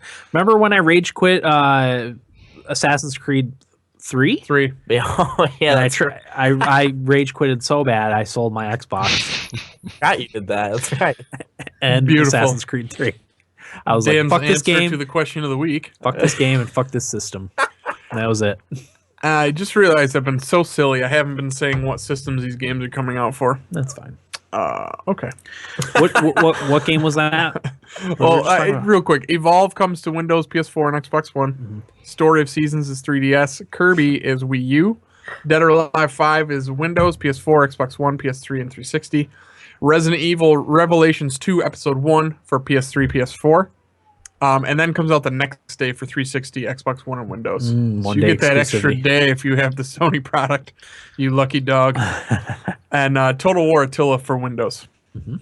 And then February 20th, American Truck Simulator follows up European Truck Simulator. Nice. It's a driving sim. Is it a standalone game, or is it like, can you get it as a DLC for Euro Truck Simulator 2? I think it's a standalone. Okay. Let's see. They announced there's going to be more than 100 cities in the game. I think it is a standalone game. Okay. But I know you guys were big fans. I liked. I played about 10 minutes of Euro Truck Simulator. You got all you need. Got to my get out of time in it. Yep. Got my time. Drive truck. Drove truck. Once Oculus comes out, I'll probably be spending more time in Euro Truck Simulator than I need I'm to gonna be balls deep in No Man's Sky on my Morpheus stand. Yeah. If I have anything to say about it. Yeah, hopefully it comes out for those. God, I hope so. Anyway, we don't need to get into that. No. Also, February 20th, Black Hole, developed by Fiolasoft Studio and published by Fiolasoft Studio, is a indie platform game. And that's all we're going to say about that game. Alright. Next on the 20th, the game that I'm really looking forward to this year is The Order 1886, exclusively to PS4. This is one that I've gotten a little more excited about as time has gone on. People seem to be getting a little more hyped for it, and it's got that cinematic feel. I know there's the thing that, especially with Dan, with 30 frames per second, this is what that game's going to be at. Mm-hmm. What do you think about that, Dan? I mean, it can work if they utilize motion blur effectively. A lot of developers don't like to spend the extra time on motion blur, but maybe that's why they delayed it. Maybe it could be. I really like the setting. Yeah, for The Order. Victorian. It's kind of like a steampunk Victorian England setting, late 1800s. I do like that feel. They call it Neo-Victorian London. Neo-Victorian London. Where you will fight against the half-breeds, who are kind of like half man, half wolf. Actually, pretty scary. Yeah. I can't remember. Was it at E3 this past year where they showed some more of that and actually showed the monsters? And they showed. I think it was later than E3. I think it was. Right. Wasn't it in like September? Maybe. I don't remember which trailer it was, but it was actually looked really scary. PAX Prime, maybe. It was awesome though. That trailer actually is the one that got me really excited for it. It looks like it plays like Gears of War too, which is a good thing. It's a cover shooter, third person. You play as Galahad, who I think is supposed to be like that Galahad. Yeah, the one you're thinking of when I say Knights of the that. Round Table, right? But just in a different world with like these crazy advanced weapons, and that's part of the draw of the game too, is the different weapons that you can use. And like I said, you fight the half-breeds, but you're also fighting against like a rebel force in the city. It kind of, when I was reading about it, reminded me of how in The Last of Us there was the zombies, but there were also like the renegade gangsters, I guess, for lack of a better word. I much preferred fighting the people than fighting the stupid zombies. I liked how there was both in there. Yeah. You know, and I'm hoping I'll like that in The Order. But yeah, that's one that I am pumped for. I don't know if I said PS4 exclusive. Anybody else interested? I know Will's the only one that has a PS4, but definitely interested. Say you did have one still, Dan or Corey. I'd probably get it. Yeah. Either that, I would have to play it. Right. I might borrow it from one of you guys when you were done with it. Sure. Though. Corey? Only because finances are tight for me. Does that one interest you at all? Which game are we talking about now? The Order 1886. Oh yeah, I mean it interested me when all we saw was the teaser trailer, way back when. But I don't know. The more I hear about it, the more I'm starting to think it's gonna not be a very good game. Why? I don't know. I just get that vibe. See, I'm going the opposite way. Yeah. Yeah, I wasn't feeling it at first. And then the more I hear and see about it, the more I'm liking it. Yeah. I really like the art direction that they're going with. It looks so good from the things that I've seen from it. So I guess we shall see who was correct. Beauty is only skin deep, Eric. But you do remember that one of my predictions was the PS4 exclusive was going to win Game of the Year. Maybe it's that one. Probably not. Anywho, February 24th. Yeah, I'm not going to get too much into these here. Dragon Ball Xenoverse for PS3, PS4, 360, and Xbox One. I don't know. Any of you ever played any of the Dragon Ball games? Not recently. Yeah, a long time ago. It's probably similar. Don't play it, but yeah. Okay. Actually, no, that's the one that people are talking a lot about because I guess it's pretty cool. Is it? Getting some decent coverage. Well, here, let me open the page up. It's getting decent coverage amongst anime and Dragon Ball Z fans. Which I am the least of at this table. You love DBZ. God, I still hate that show just because you guys made me wait to go play hockey till you could watch it. Yeah, I opened the page. I'm not going to read any of it. Next on the list of the same day, February 24th, Dynasty Warriors 8 Empires. That got delayed. Did it? To March 9th? No, I feel like it was pretty insignificant, the pushback. I didn't see it anywhere in March. All right. Windows, PS4, Xbox One, PS3. More Dynasty Warriors.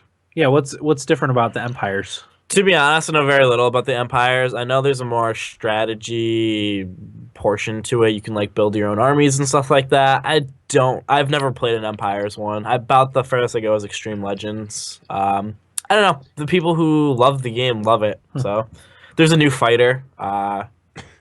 Lubu. I don't know the guy's name, but yeah, Okay. cool. I won't get it. I'm gonna wait until the next like installment of Dynasty Warriors. The I think 9. Yeah.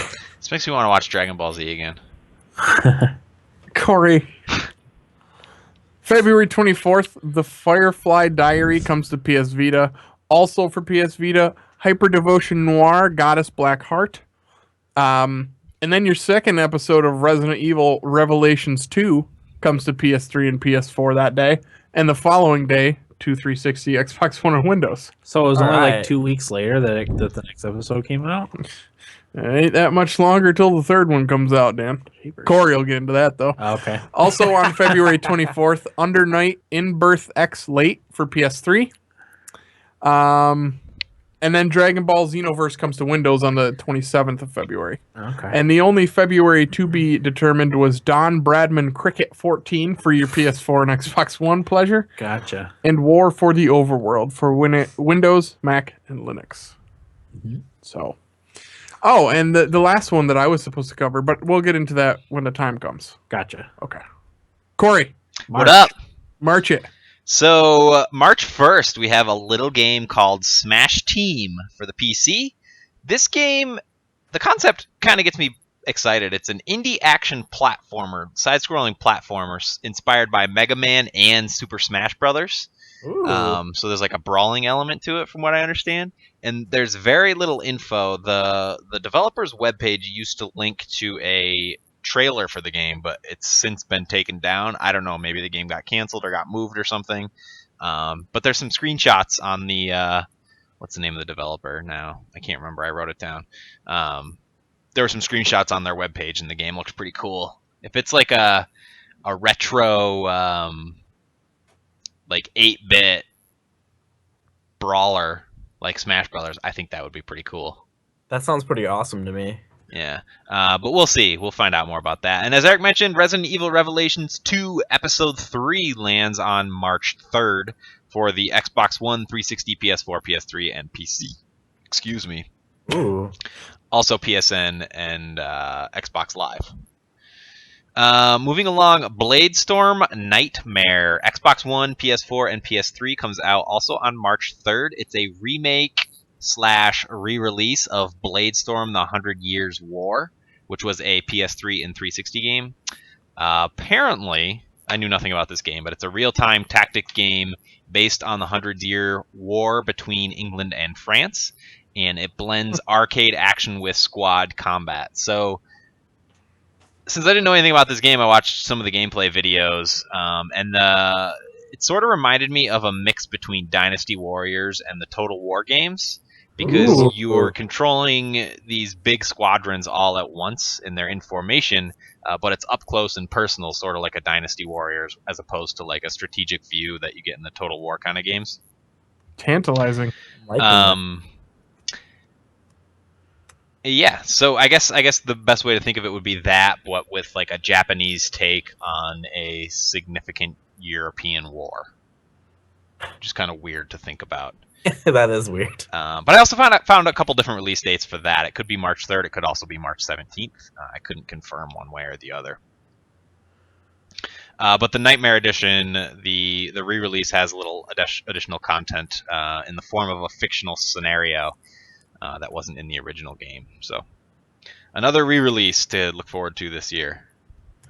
We're getting a lot of those anymore, aren't we? We sure are. March 3rd also will have Scream Ride. Have any of you guys seen anything for Scream Ride? Yes. Oh yeah. I didn't even know this existed. Yeah. Xbox One, Xbox 360 game. It's a spiritual successor to Roller Coaster Tycoon, set in the near future. There isn't too awful much to talk about for this game, other than the creepy destruction aspect of the game. If you watch the trailer that they put out, it features, it shows roller coasters and stuff because that's a big part of the game, being the spiritual successor to Roller Coaster Tycoon. But there's also this element of flinging the rail cars off the roller coasters into like buildings, and everybody's screaming, and it's kind of like glorified. Yeah, you do like test runs for your tracks, and you try to fuck shit up. You kill people. Yeah, it's sort of like the SimCity take. Like the destruction is just as much fun as the building part of it. right. That's Scream Ride. If I have a cash, I'm getting that for sure. I was really excited for that one when it was announced, if for no other reason because it was different Mm-hmm. for my console. Like, and God, does my Xbox need something for me to play on it? Yeah. You feel bad about like just not having it do anything. I don't know. This Corey, can't be a full price game. Sorry, Dan, go ahead. 40. Not to change the subject, what was the game you were talking about before? Blade Storm. Blade Storm. Okay, Blade Storm Nightmare. sounds neat. Nah. Sounds cool to me. I thought it sounded cool too. But yeah, Scream Ride is an Xbox exclusive. It can't be full price. I don't think anyway. I think it's 40. If I remember, I think I heard it was 40. I've assumed it would be like an arcade, like an Xbox Live Arcade game, but Like $10. yeah, 15. I hope so. I haven't seen the. I only watched like a teaser trailer. I didn't see any actual gameplay. I guess I would have to see that to be able to judge a little bit better, but Does it have like good physics and stuff? Like apparently, but kind I of mean, cartoony, right? yeah, it's cartoony. The most interesting aspect of it to me was the creepy sort of glorification of these awful theme park ride deaths. It looks awesome. it sounds fantastic. Yeah. Yeah, I mean it's interesting for sure. Okay. You think you just sold me on it? Biggest actually. surprise of the year, I think it's up for. There you go. That could win our Thumbie for biggest surprise. Innovator of the year. I'll move on to Etrian Mystery Dungeon. Speaking of games that always seem to make an appearance, Etrian, March 5th. It's a mashup of the Etrian Odyssey and Mystery Dungeon franchises, which I think none of us have any experience with. No, I Really? keep meaning to get into the Etrian Odyssey games. Yeah. So again, I watched a gameplay trailer. It's a top-down view, and the style sort of reminds me of Fantasy Life. And from what I understand, it's like a dungeon crawler RPG. Sounds like it has potential, but again, I have no experience with either of those franchises, so I can't, speak to them at all. March 10th, Atelier. What was the one you had, Dan? Atelier. Atelier what? Oh, damn it. I want to make sure. Atelier Aisha Plus, the Alchemist of Dusk. Okay. Because I have Atelier Shali Alchemists of the Dusk Sea. Yeah. Is that the same game? No, it's in the same franchise. Seems like there's about 100 Atelier games. Coming out for PS3 on March 10th. I don't have anything to say about that. How dare you shit on the Atelier? Sorry. But speaking of DMC, Devil May Cry, the definitive edition comes out for Xbox One and PS4 on March 10th. If you don't know what DMC is, it's an action-adventure hack and slash. This is a remaster, re-release of the original, which came out on PS3 and 360 in 2013. 60 frames per second, 1080p, and improved textures, which will be nice. Includes all the DLC with some balance tweaks and a manual target lock. $40. I feel like that's a good bellwether for like a worthwhile re-release remaster. Oh, fuck yeah, that's beautiful. That's Yeah. what I wanted to play, and only $40. I mean, Yep. it's fantastic. This game is awesome. I loved it. You have it on computer? No, I played it on the 360. No, I borrowed it. because it's on PC. And I Is keep it? meaning to buy it. I think so. Yeah, it's one of those games that'll go on sale and it'll be like $10, and you're like, ooh. Yeah. It's just Close. there, kind of tickling your It's nuts close, a little yeah, bit. and you're exactly. like, kind of like that, but then you just stop. Yeah. Blue balls. Well, then I forget is what happens. You just forget. And the sale's over. Yep. And then I'm like, oh, damn it. Yeah. All right. Digimon Story Cyber Sleuth comes out March 12th. Who cares? Winning Post 8 also comes out March 12th. Who cares? Hey. Codename Steam comes out March 13th for the 3DS. In Japan, it includes the subtitle Lincoln vs. Aliens, which I thought was a really good indicator of what the game's all about. It's a turn-based strategy with shooter elements, just like Valkyria Chronicles, which you guys haven't played, but you're at least familiar with it a little bit, right? Yep. Oh yeah. Yeah, so it's got that third-person view. It's like XCOM. Yep. It's set. Codename Steam is set in a steampunk version of London. So right away, turn-based strategy, check. Valkyria Chronicles, check. Steampunk version of London, check. Also developed by Intelligent Systems, who does the Fire Emblem series. Yeah. Another check. The player is a part of Unit Steam, which was founded by a fictional version of Abe Lincoln to defend Earth against alien invasions. I'll give it a check for that. And the characters are based on fictional characters from American literature. And the example I kept seeing over and over again was the Cowardly Lion, Tom Sawyer, a couple others that I can't remember off the top of my head. For me, that's kind of a must-buy. Yeah. Yeah, I'll be getting that. Hits all the spots for me. I did watch some of the gameplay though, and I mean it's Nintendo 3DS graphics, so it's not gonna blow your mind away. Yeah. But I'm hoping the rest of that. Yeah, universe. a lot of the story stuff too is told in like comic book type of style. Yeah, they wanted to go with the golden or the silver, whatever age of comic books they were focusing on for the storytelling aspect of it. If you watched any of Nintendo's E3 from last year, they showed hours of footage worth for Codename Steam, which was cool. It's interesting too because it's not. This game does not scream Nintendo at all, you know. No, it doesn't. You're absolutely right. But good for them. I'm excited for it. Moving along, Battlefield Hardline comes out on March 17th for Xbox One, 360, PS4, PS3, and PC. Eric, did you end up playing the beta? I think I played the alpha. The alpha. Yeah, it's terrible. Okay, so yeah, that seems to be what the consensus on that so far. But rather than warfare, the game focuses on police and their war on crime, which means there are military-grade weapons, but there's also police equipment like handcuffs and tasers. Sounds fun. Nightsticks. Doesn't this sound fun? Well, I was excited actually when I first heard about this game for the change. And yeah, I played it. Me too. And I think that seemed to be most people's take on it was that, like a refreshing change from the norm. But once they got their hands on it, they were a little let down. The new game modes they had was a good indication for me. The game modes are called Heist, Blood Money, Hotwire Mode, and Rescue.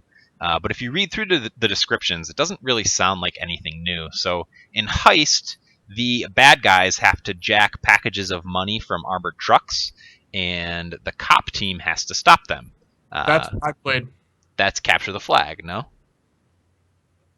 Yeah, kind of capture the flags. Kinda. I don't. Is there a base they have to take it back to, or do they just have to hold it for long enough? It's like one team capture the flag in Halo. Yeah, they have to take it. They have to get the money and take it back to their.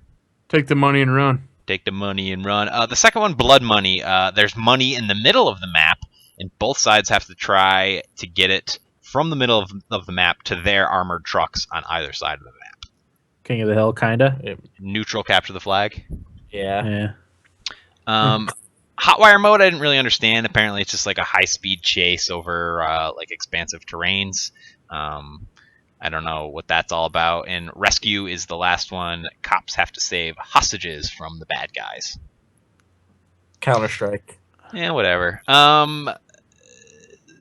Yeah, so the game was originally supposed to come out, I forget when, but it was delayed after all the feedback they got from the beta, which essentially said that the game really sucked.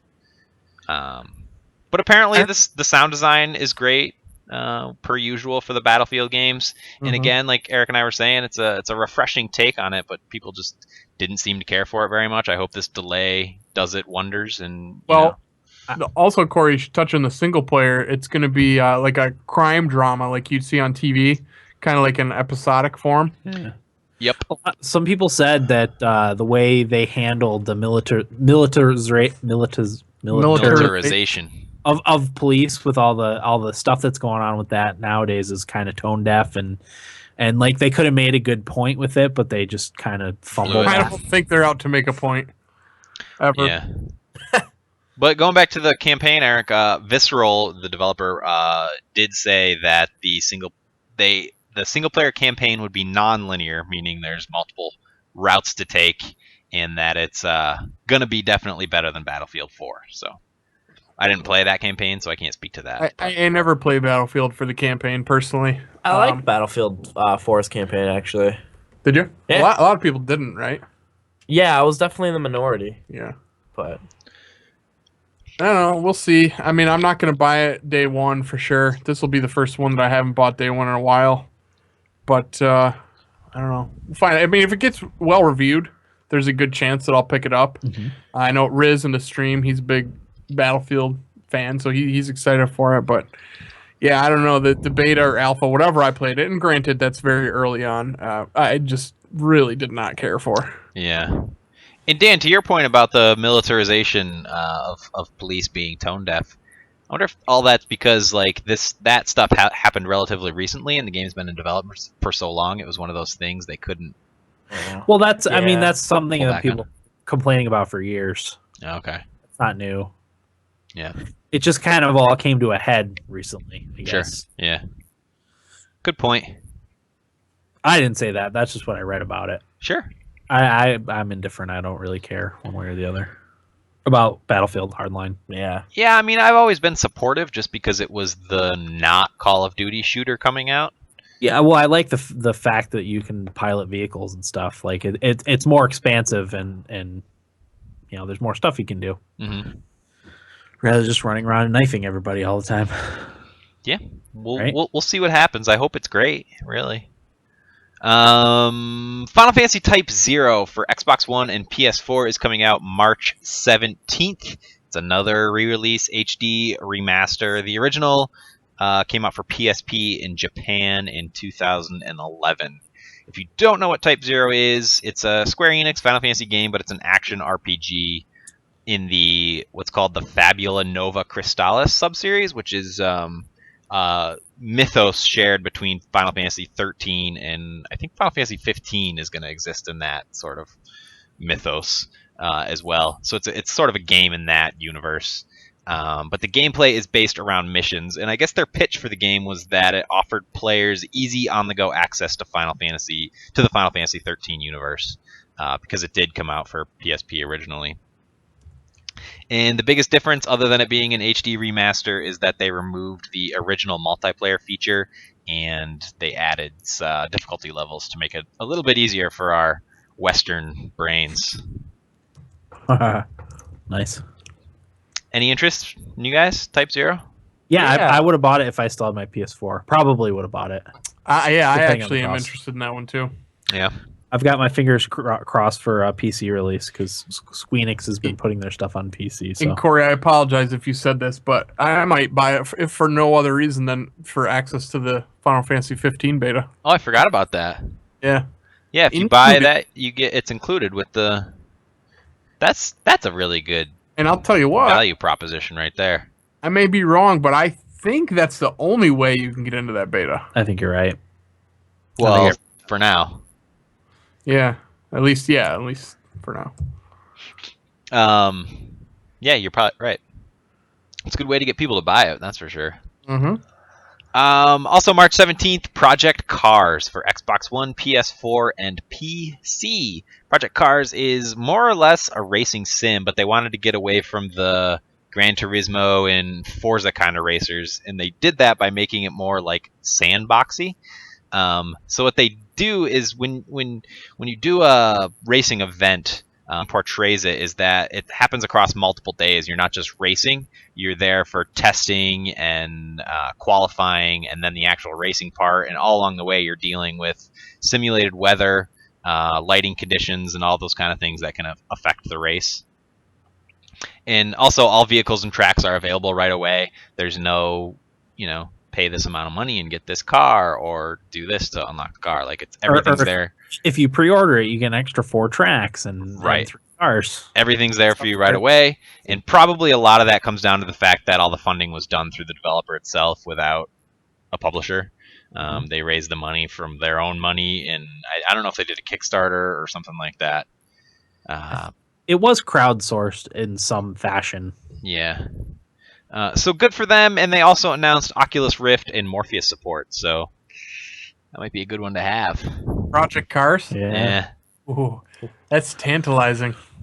I'm probably gonna get. I will get Project Cars. I may not get it at launch, but I also heard that Codemasters is working on Dirt 4, so I'm also interested in that one. That's one that I'll probably hold off, and if I end up getting a Morpheus, that's one That's that I one would you can get. Yeah. Oh man, that sounds amazing. Got to get a steering wheel too, just to take the Where am I immersion getting all to this a money? next level. No, I still want a whole arcade like cabinet to sit in. Queer wants a cockpit. Yep. I sure do. One of these racers has to be good too, right? Project Cars is supposed to be great. Forza Horizon 2 was good. Forza Forza games are 6 good. just got announced. Wow, they're on the 6th one. Mm-hmm. Jeez. 5 was good. Yeah, Forza is the only one that's been good. Mm-hmm.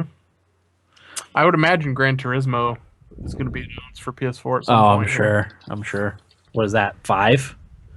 I think it's Gran Turismo. No, 6? 7, isn't it? Is Gran it? Turismo 6 came out for PS3 towards the end of the Did it year. really? Wow. 2 years ago. Dang. Okay. Continue, Corey. March 24th, Grand Theft Auto 5 PC re-release. Is that the updated? Yes. Okay. That's as of today. March 26th, Disgaea 5 for PS4. If you don't know, Bloodborne.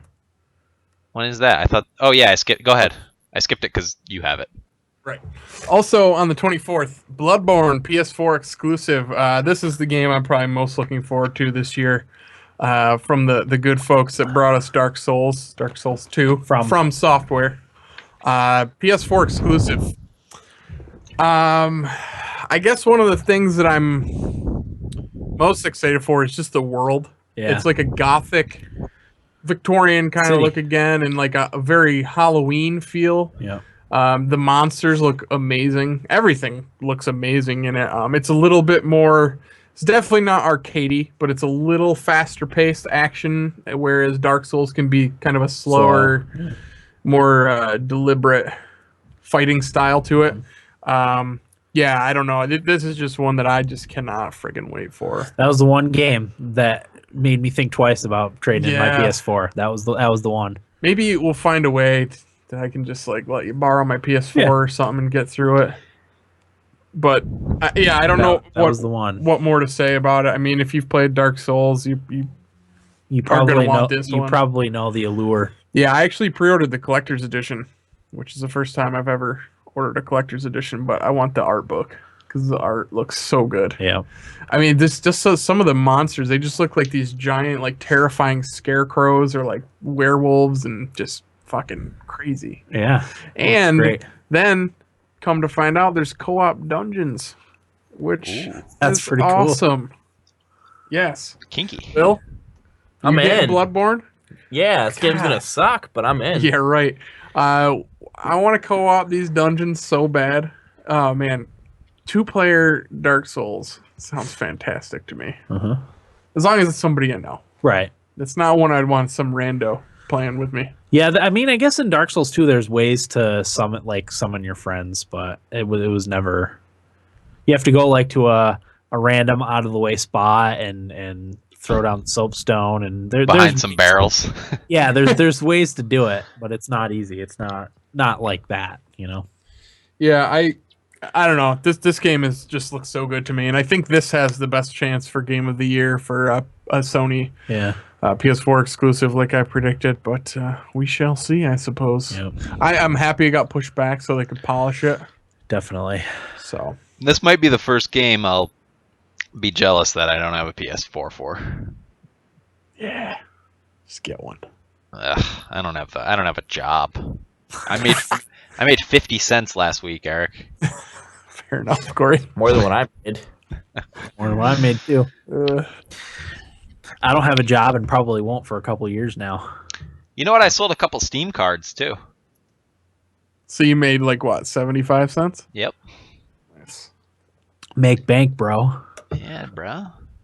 Okay. Moving on. Moving on to Disgaea 5, March 26th for the PS4. Disgaea earns my series I most want to get into award. For sure. It's a tactical RPG in a fantasy setting. In tactical RPG, just like Final Fantasy Tactics. Yep. But That's the one I'm jealous of. I'm actually really excited to get this game. are you going to get it? Yeah, of Have you course. played any of the other ones? No. What systems is for now? PS4. Yeah, I'm not getting it. I think PS3 too. Is it both PS3 and PS4? Not that I saw. It could be though. Don't quote me. But the other ones haven't really come out, have they? Weren't they on like Vita and stuff? No, they're on No, PS3. PS3. Yeah, and Are they're you crazy. sure? Yeah. Don't you remember it was years ago now. We covered the like 90-year-old grandmother who played Disgaea 3 on the Yeah. PS3 to keep her mind sharp because it's such a she played Grand Theft Auto 4 too. She played those two games to keep her mind sharp. Disgaea is out on the PS3 and PS Vita. Yeah. So Where did the first one come out? I feel like because that's the thing. I feel like I have to play them all. I don't know. PlayStation 2. that's a while ago. Oh, Nintendo DS and PlayStation Portable. PSP, huh? Yeah, 2007. Well, if you can find it for DS, you can play it on your 3DS. That I don't have anymore. Backwards compatible. Yeah, you're gonna get the new I 3DS. boxed it up, bro. Box it up, bro. Anyway, MLB 15 The Show is slated for a March 31st PS4, PS3, and Vita release. You you getting guys- it again, Will? Nah, who's on the cover? Yeah, Uh, Yasiel Puig. I was going to say some name I couldn't pronounce. All right. Puig. Yeah. And then the last one, March 31st, is one I'm also very excited for. Monster Hunter 4 Ultimate for 3DS. If you're unfamiliar, Monster Hunter is an action RPG series from Capcom. You're a hunting dude, and eventually you end up hunting bigger beasts. I guess in this game you start off, I don't know, because I haven't really played the other ones too much, but you start off hunting smaller beasts, and then you build up to the big ones that the series is known for. And also resource gathering is a big part of the series. It's already out. I played Monster Hunter 3 on the Wii, and that's kind of how it works. Was it grindy? Very grindy. You could spend a lot of hours in that, like hundreds. I guess Monster Hunter 4 isn't much better in the grinding aspect too. My issue with it was the combat felt slow. Playing Monster Hunter 3, Which makes it more of a grind. yeah, felt a little on the slow side, but Slow like Dark Souls slow, or yeah, I guess. But you don't feel as in control of your character as you did in Dark Souls. that's frustrating. Yeah. Because I feel like I had played something right before that had really tight controls. Kingdoms. And go. No, I don't think it was Kingdoms because it was on the Wii U. It was shortly after I got my Wii U, so it wasn't last summer, but the summer before. Wind Waker? No, I don't know what I won't remember now, but it felt very slow in comparison to whatever else it was that I played. Well, Monster Hunter 4 is already out in Japan and it's selling like gangbusters. Oh yeah, they're hugely How are the popular. reviews for it? Do you know? Reviewing well. Nice. I'm kind of disappointed it's only on 3DS. I don't know if they'll have a Wii U release, but I prefer to play those games on console on a TV. Especially something that you're gonna spend hundreds of I hours was playing. just gonna say it, Dan. I can't picture myself playing. Like, imagine playing Dragon Age on like your Vita Ugh. for fucking 90 hours. Yeah, that's a bit much. It's My the hand goes numb. Well, not just that, but the small screen. I guess you can hold it right in front of your face. Yeah, but I don't want to have to hold anything while I'm playing that game. I want a controller to sit in my lap and I can Except your wiener. lay back. Corey's always holding that. He's got one hand on it. That's not funny, guys. I'm trying to deliver the March games and you're making sick jokes. Our apologies. Derailed. Back to the task at hand. The biggest difference is in this Monster Hunter game that I could surmise anyway. There's more focus on vertical movement, which means climbing walls. You can attack while you're in the air. That sort of stuff didn't exist in the previous Monster Hunter games. That's cool. Monsters will also use terrain to their advantage, so they're aware of the environment around them, and they'll use it against you. One of the things they stripped out from Monster Hunter 3 is there is no underwater battling. That was kind of annoying. Was it? Monster Hunter 3, yeah. Okay. There was never a good visual sense of how far you were away from something.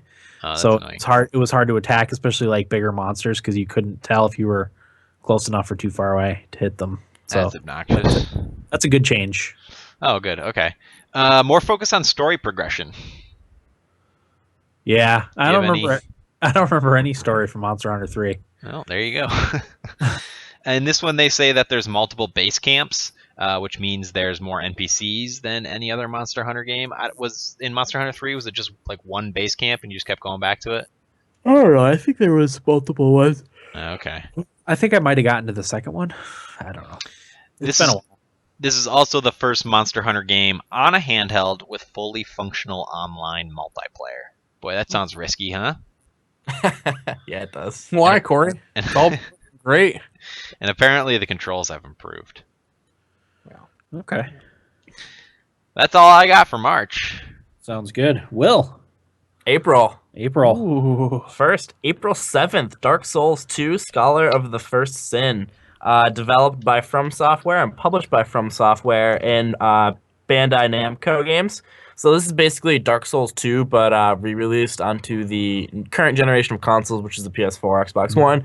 And it's also going to be on PC with enhanced graphics. But So does that include all the DLC? it is. The game will have all DLCs, and as I said, updated graphics, audio, and performance, and an increase in the maximum amount of players online in a single session. I don't know what that means, but you guys would know. I don't know what that means either. Maybe you just run into more creeps and Enemies? stuff. I don't know. Yeah, I don't know. I didn't say that. That's the specific quote. Maybe from there'll be the- more ghosts running around, but I feel like that Yeah. would be distracting if there was a lot of them running around. Yeah, I don't want that. No, it's perfect the way it was. Yep. I want to be alone. bad change.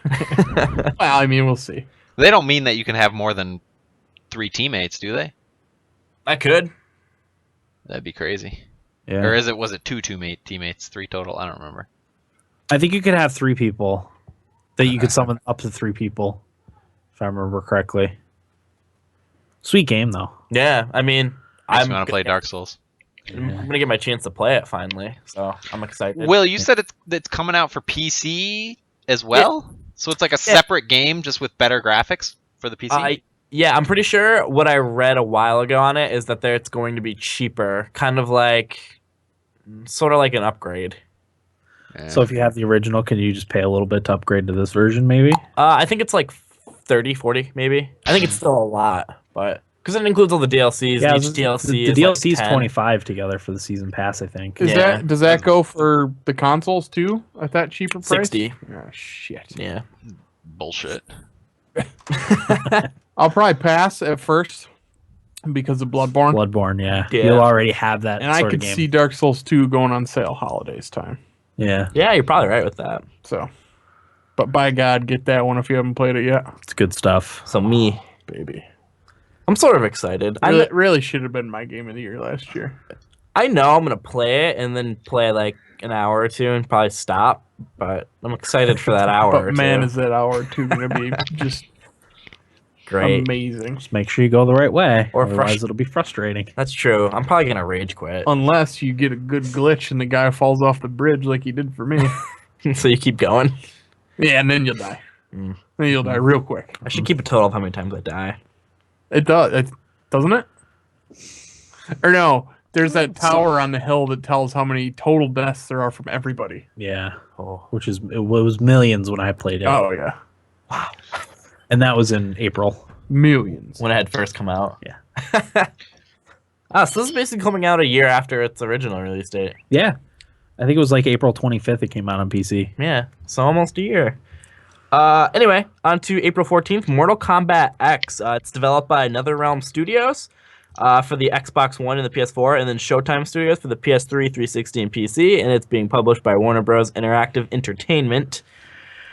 So it's pretty much like every other previous Mortal Kombat game with some new things in it. The X-ray attacks are back, which were pretty awesome from the last Mortal Kombat. I don't know if any of you guys have played that. Yes. But like, fucking sweet. yeah, you'd punch somebody and you'd see their bones like break in and stuff like that. It's pretty awesome. Yes. They did a little of adjustment on that with some of the animations and stuff like that and how it works. And like Injustice Gods Among Us, there's going to be environments that are interactive.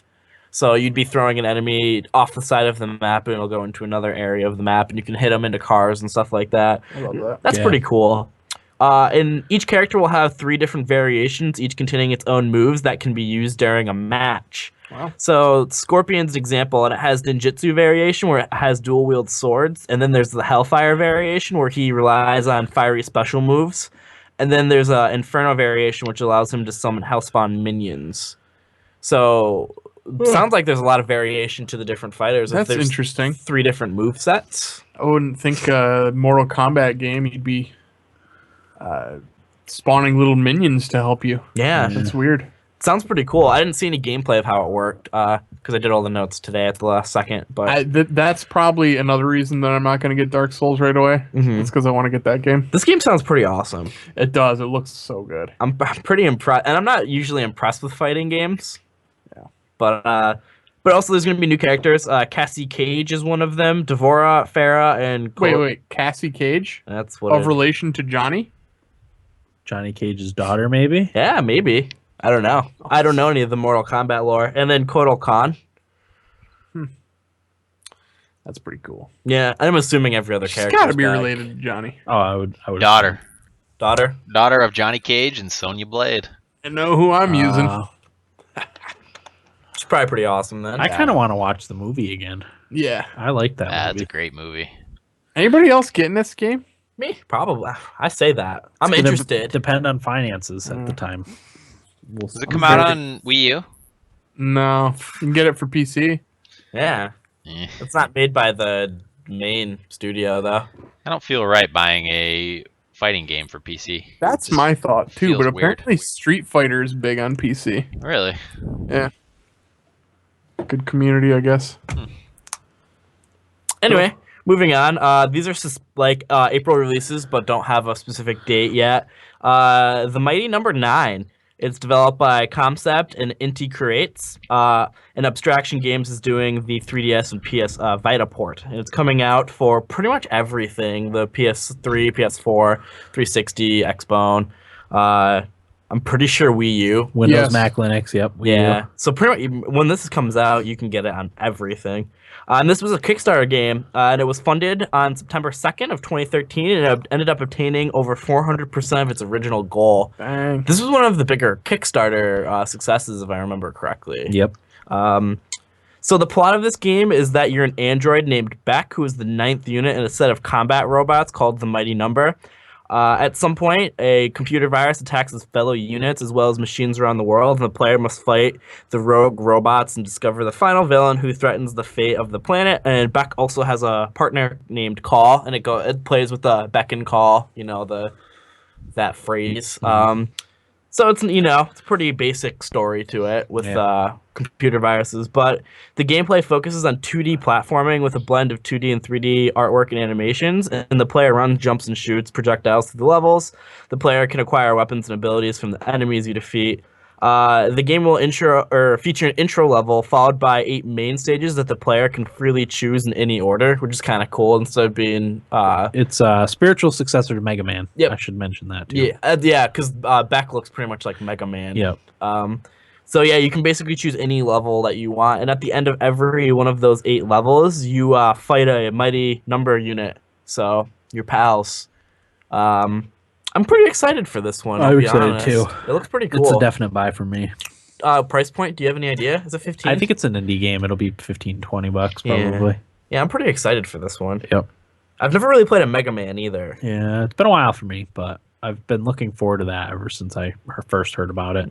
Aren't Mega Man years games ago. pretty hard too? Yeah. So this one should be pretty difficult. Yeah. Next one is Galactic Civilizations 3, developed by Stardock and published by Stardock. Dan, I thought of you with this game immediately. Galactic Civilizations 3 is a 4X turn-based strategy PC game, and it is the sequel to 2006 Galactic Civilizations 2 Dreadlords. This game is actually in early access right now on Steam, so if anybody's interested, you can check it out. But basically, human and alien compete against each other for the domination of the galaxies, and the players begin with their home planet and must research new technologies, explore, and colonize new worlds. The player will engage with other races while they play, and you can win games without firing a single shot, which is pretty cool. I like it when games allow you to do that. You just got to be very good with diplomacy and stuff like that and research. Another cool thing is players can design ships and watch them battle with other fleets. And while you're doing your ship design, it's not solely based on cosmetics. So basically, when you're putting stuff onto the ship, like it helps with different stats and stuff like that to make them better. So you can pretty much, go crazy with the customization and try and really make the perfect ship and stuff like that. But yeah, this was the game that I definitely thought you would be interested in. Yeah, I keep meaning to get into because I have a couple of these types of games already on Steam, and I keep meaning to get into it. But it's one of those things where having to learn all the new systems and stuff, it's daunting. It's daunting. Exactly. What's the other one that Stardock makes? I know I played Galactic Civilizations 2, but they make another series of games that I can't think of right now. Let me see if I can call it up. We can check. But I know that, they make a lot of 4X games. At least Sins of the Solar Empire. Yeah, that's the one. I played a lot of that. Oh, did you? Yeah. Did you like it? Yeah, they're all good. I mean, they sort of took the torch from those ones, especially took the torch from the Master of Orion games, which are still some of my favorites. Well, not 3, but Master of Orion 2 specifically. Although 3, I guess, has a lot of good fan mods that make it playable. So. Yep. Yeah. So this game looks pretty cool. I don't know how much it was. I think I checked the Steam Early Access. 40 stands out to me. I think it's $40. Yeah. So yeah, and I know a lot of people in the review says this is pretty awesome. There's a few things that's lacking, like trade and stuff like that, but obviously it's not done. So I'm assuming that stuff will all be put in. Yeah. So on to May 19th. One of the bigger releases of the year, The Witcher 3 Wild Hunt, developed by CD Projekt Red, published by Warner Bros. Games, coming out for the PC, Xbone, PS4, Linux. And there's a lot of stuff on this game. I didn't get any of the story stuff because I didn't want it spoiled for me because I do want to go back and play the other ones. But basically the developer said that this game is better than the past Witchers in just about every way. They revamped the fighting system to feel more fluid, which I've heard complaints about the fighting system in the old Witchers, that it was kind of hard and just not great. Yeah, I didn't like it. I don't remember at So, this point. Yeah. I liked it. It was. Sorry. I don't remember it standing out for good or bad. Just average. Yeah. I liked it. It wasn't great. It definitely could use improvements, but I didn't have too much of a problem with it. I didn't care for the fighting in that game. It's apparently more fluid and easier in this one. They also said the world is 30 times larger than the previous Witcher games, which is pretty big. And they said that they worked on the questing system in this game to make it more interesting and have more of an impact on the world. So basically, when you're doing a quest, there's actual consequences to everything you do that'll affect the world. So if this game, is as big as it is, filled with the side quests and all of it, having an impact, that seems like it'll be pretty cool. That's one of the things the Witcher series does really well is your actions have an impact on the game and the outcome in the world. Yeah. And it's not always, I think Corey talked about this quite a bit, but it's not always clear cut. Like what's the good thing to do and the bad thing to do, because a lot of times there's unintended things that happen because of a decision you make. And well, that's exactly it. There is no good and bad. It's right. Just is. Yeah. Yeah. So whatever you pick, you roll with, basically. Yeah. There's a day and night cycle, and some of the monsters' abilities change depending on whether if it's day or night. I know in a video they showed off a little bit of like what happens, which is another cool. It reminded me of Dying Light with the zombies. You know how they go crazy during the night. So that'll be pretty cool. And they said the game should take around 100 hours to complete the main story and another 50 to do the side stuff. Sweet. So this game's pretty loaded with content. Fuck. I'm salivating What over a here. slog that is. It's going to be a lot of stuff. Just hope to have Dragon Age beaten by then. At least there's boobs in the Witcher games. Doesn't matter. Dan, What? this is 2014. I know. I'm a pig. You pig. I'll balance it out. I hope there's Wiener in The Witcher 3. There is in Far Cry. Floppy wiener. Floppy wiener next to floppy wiener. There's some pretty cool stuff. You can sail ships in this too. Yeah. Oh, there's ship sailing. Hey. Yeah. This game just sounds so awesome. Mhm. Everything I hear about it. And I gotta go back and play the other ones. I mean, I'll put my 20, 25 hours in before I trade it in. Really? You get a feel Yeah. for it. I don't yeah, play games for that long. I was gonna say you're doing it with Dragon Age, but you've kind of slowed down with Dragon Age. I haven't touched it in weeks. Yeah. Yeah. Anyway, moving on. I know I missed a May release date. I think when I clicked it. Oh, it was Chaos Reborn.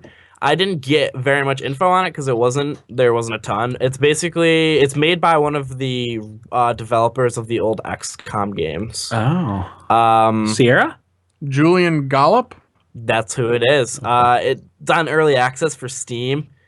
People like it. It's basically it's sort of like a MOBA, but you can have like teammates and it's like 3v3 and you're all like wizards and you on a battlefield, and it's got like a strategy element where you move like with tiles and stuff like that and do attacks, and it's got all that stuff to it. Turn-based tactics. Yeah, exactly. A lot of people from the Steam reviews really liked it.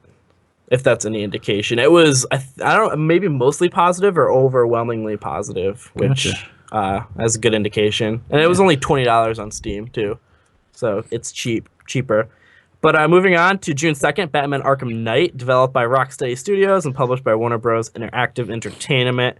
The story is set 1 year after the events of the 2011 Batman Arkham City and follows Batman, the peak of his abilities, and he confronts Scarecrow. Some changes to the combat system. You can combine attacks on prone enemies. Instead, when you did that in the past, it would interrupt your attack after. Eric? Say that again. When you can chain attacks on enemies on the ground.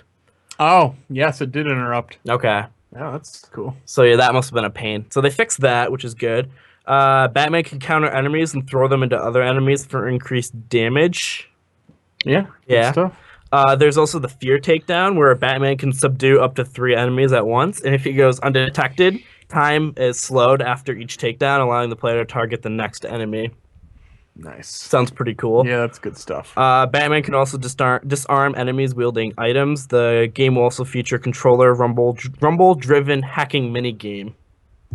Okay. Yeah, I mean, Whatever. Sure. That'll be a great game. That's a day one purchase for me.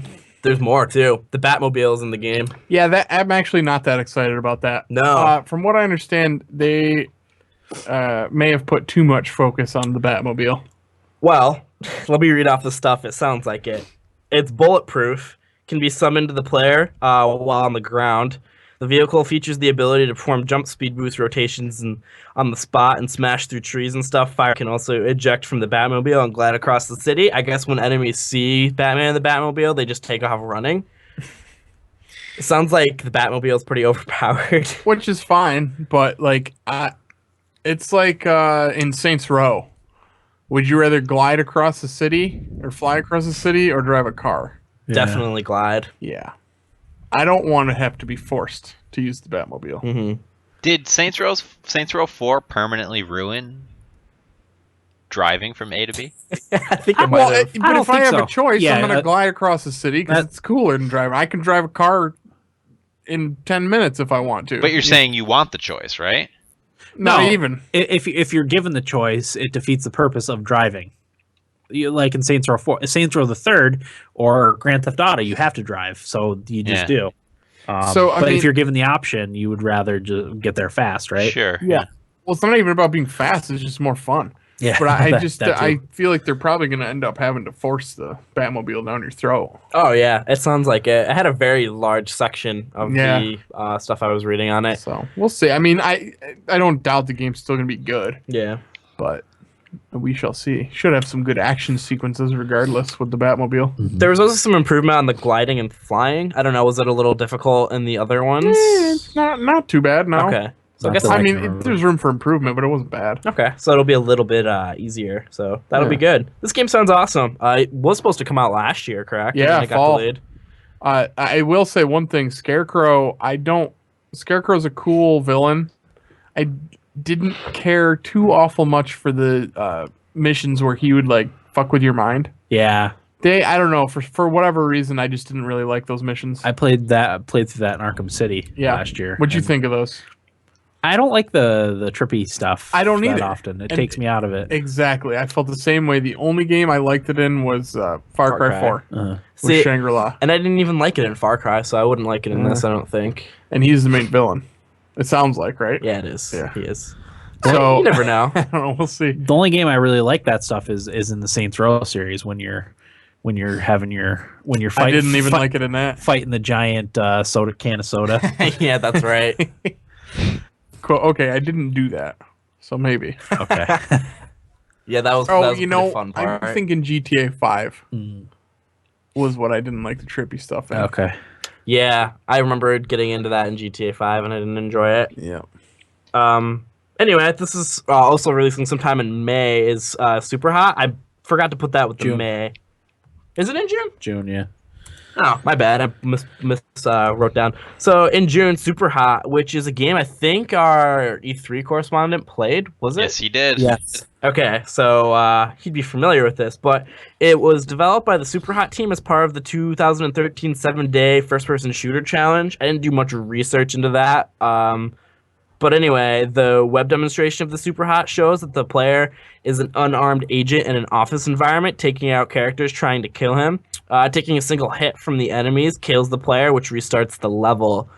But the distinguishing factor on this game between other shooters is that time doesn't progress unless the player advances, which sounds pretty cool. If you watch any videos for this, it's fucking sweet. Yeah. It And like he played on Oculus. Yeah. Which is even that better. would be amazing. that blows my mind. So this gives the player a strategy feel, and it allows the player to assess the situation and plan accordingly. Being able to die in one bullet, you got to really plan out your moves and this, with the not moving unless you move. It's almost like the Matrix. That Like there's guys standing down the hall from you shooting bullets, and you gotta like Dodge it. dodge them while plotting out like where you're gonna move next. It's like a first person shooter strategy where you're unarmed. It sounds awesome. Yeah, It did sound. They compared it to the Matrix, like Did some they? of the Yeah. stuff. Yeah. that's what the feeling I got from just watching videos from it. The game has also been referenced as Braid, but first-person shooter. The Super Hot team says the game will be about as long as Portal, but the team also plans to add more content to the game. Apparently, this was also a Kickstarted game, and it met its goals in the first day of it going live. And Cliff Blazinski is also designing a level to the game since he contributed to the Kickstarter. Oh, cool. Also, Who cares? I also, when I was doing research for this game, I just put Super Hot into Google. That was a mistake. Make sure you put game. I see that this is console exclusive to Xbox One. Yes, it is. I forgot to mention that. So that's pretty cool. This game sounds pretty awesome. That's a get for them. I feel like. Oh yeah. PC, Mac, Linux, and Xbone Yeah. console exclusive. I'm kind of looking forward to this game and see how it is. Looks cool. Has potential to be pretty awesome. Something different, which I always appreciate. Yeah, really, and it makes it not tired and boring like the other first-person shooters. Anyway, on to October. Friday the 13th, this game was actually just announced. I think it was January 10th, so there's like hardly any details on it. But the CEO of Crystal Lake Entertainment, Sean Cunningham, said he won't announce who's working on the game, but he said it's a very experienced studio. For anybody who doesn't know Friday the 13th, it's the Jason, or is that Freddy? Freddy. I don't even know. Yeah, okay, it's Freddy. Freddy Krueger. Yeah. Yeah, I don't know. Cool. Maybe. It sounds like it's gonna be bad. Well, yeah, that's usually my first instinct It's gonna be bad. with a game like that as well. It's going to be a bad fucking game. Yep. Steamy turd bag. And you hope it surprises you. You just Yeah. hope it surprises you. You hope it Absolutely. lands as big a surprise, not steamy turd. Yep. Anyway, my last one is Human Element. This has a November release date, no specific release date, but it's developed by Robotuki, which is Robert Bowling's new studio. He used to work for Infinity Ward, so he worked for the Call of Duty games. It's being published by Valve. The premise of the game revolves around the question, what is the greatest threat in a zombie apocalypse? And the developers believe it's the fear of the dead that causes survivors to do unreasonable things. So the game will focus more on the survivors than the zombies, and it takes place 35 years after the zombie apocalypse. Now here's my question. This always confused me. Why not just hole up until the zombies all rot to nothing and then come out? It's funny you say that, Well, now Dan. you're assuming you have enough supplies, right? Yeah, but it wouldn't be very long because the human body decomposes really quickly. Yeah, that's not even that, but there was a study that came out not too long ago, and most of these zombie apocalypse movies are very unrealistic because of the amount of zombies the average person can kill would mean that the zombies would run out very quickly. Yeah. That's fine. Willing suspension of disbelief. Yeah. Sure. Yeah, I was just always confused by that.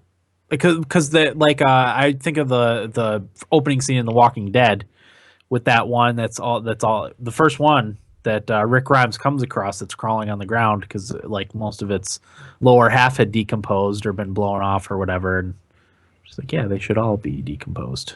Yeah. Anyway, You kind of put a damper on the zombie apocalypse thing. well, I Both of think you. it's been overdone. Yeah, you're That's right. part of it. Definitely has been. Zombies are in pretty much every game Yeah. at this point. But there's a couple cool things. This one on Wikipedia, it said it could be played across different or multiple devices. So basically, a player can play the console version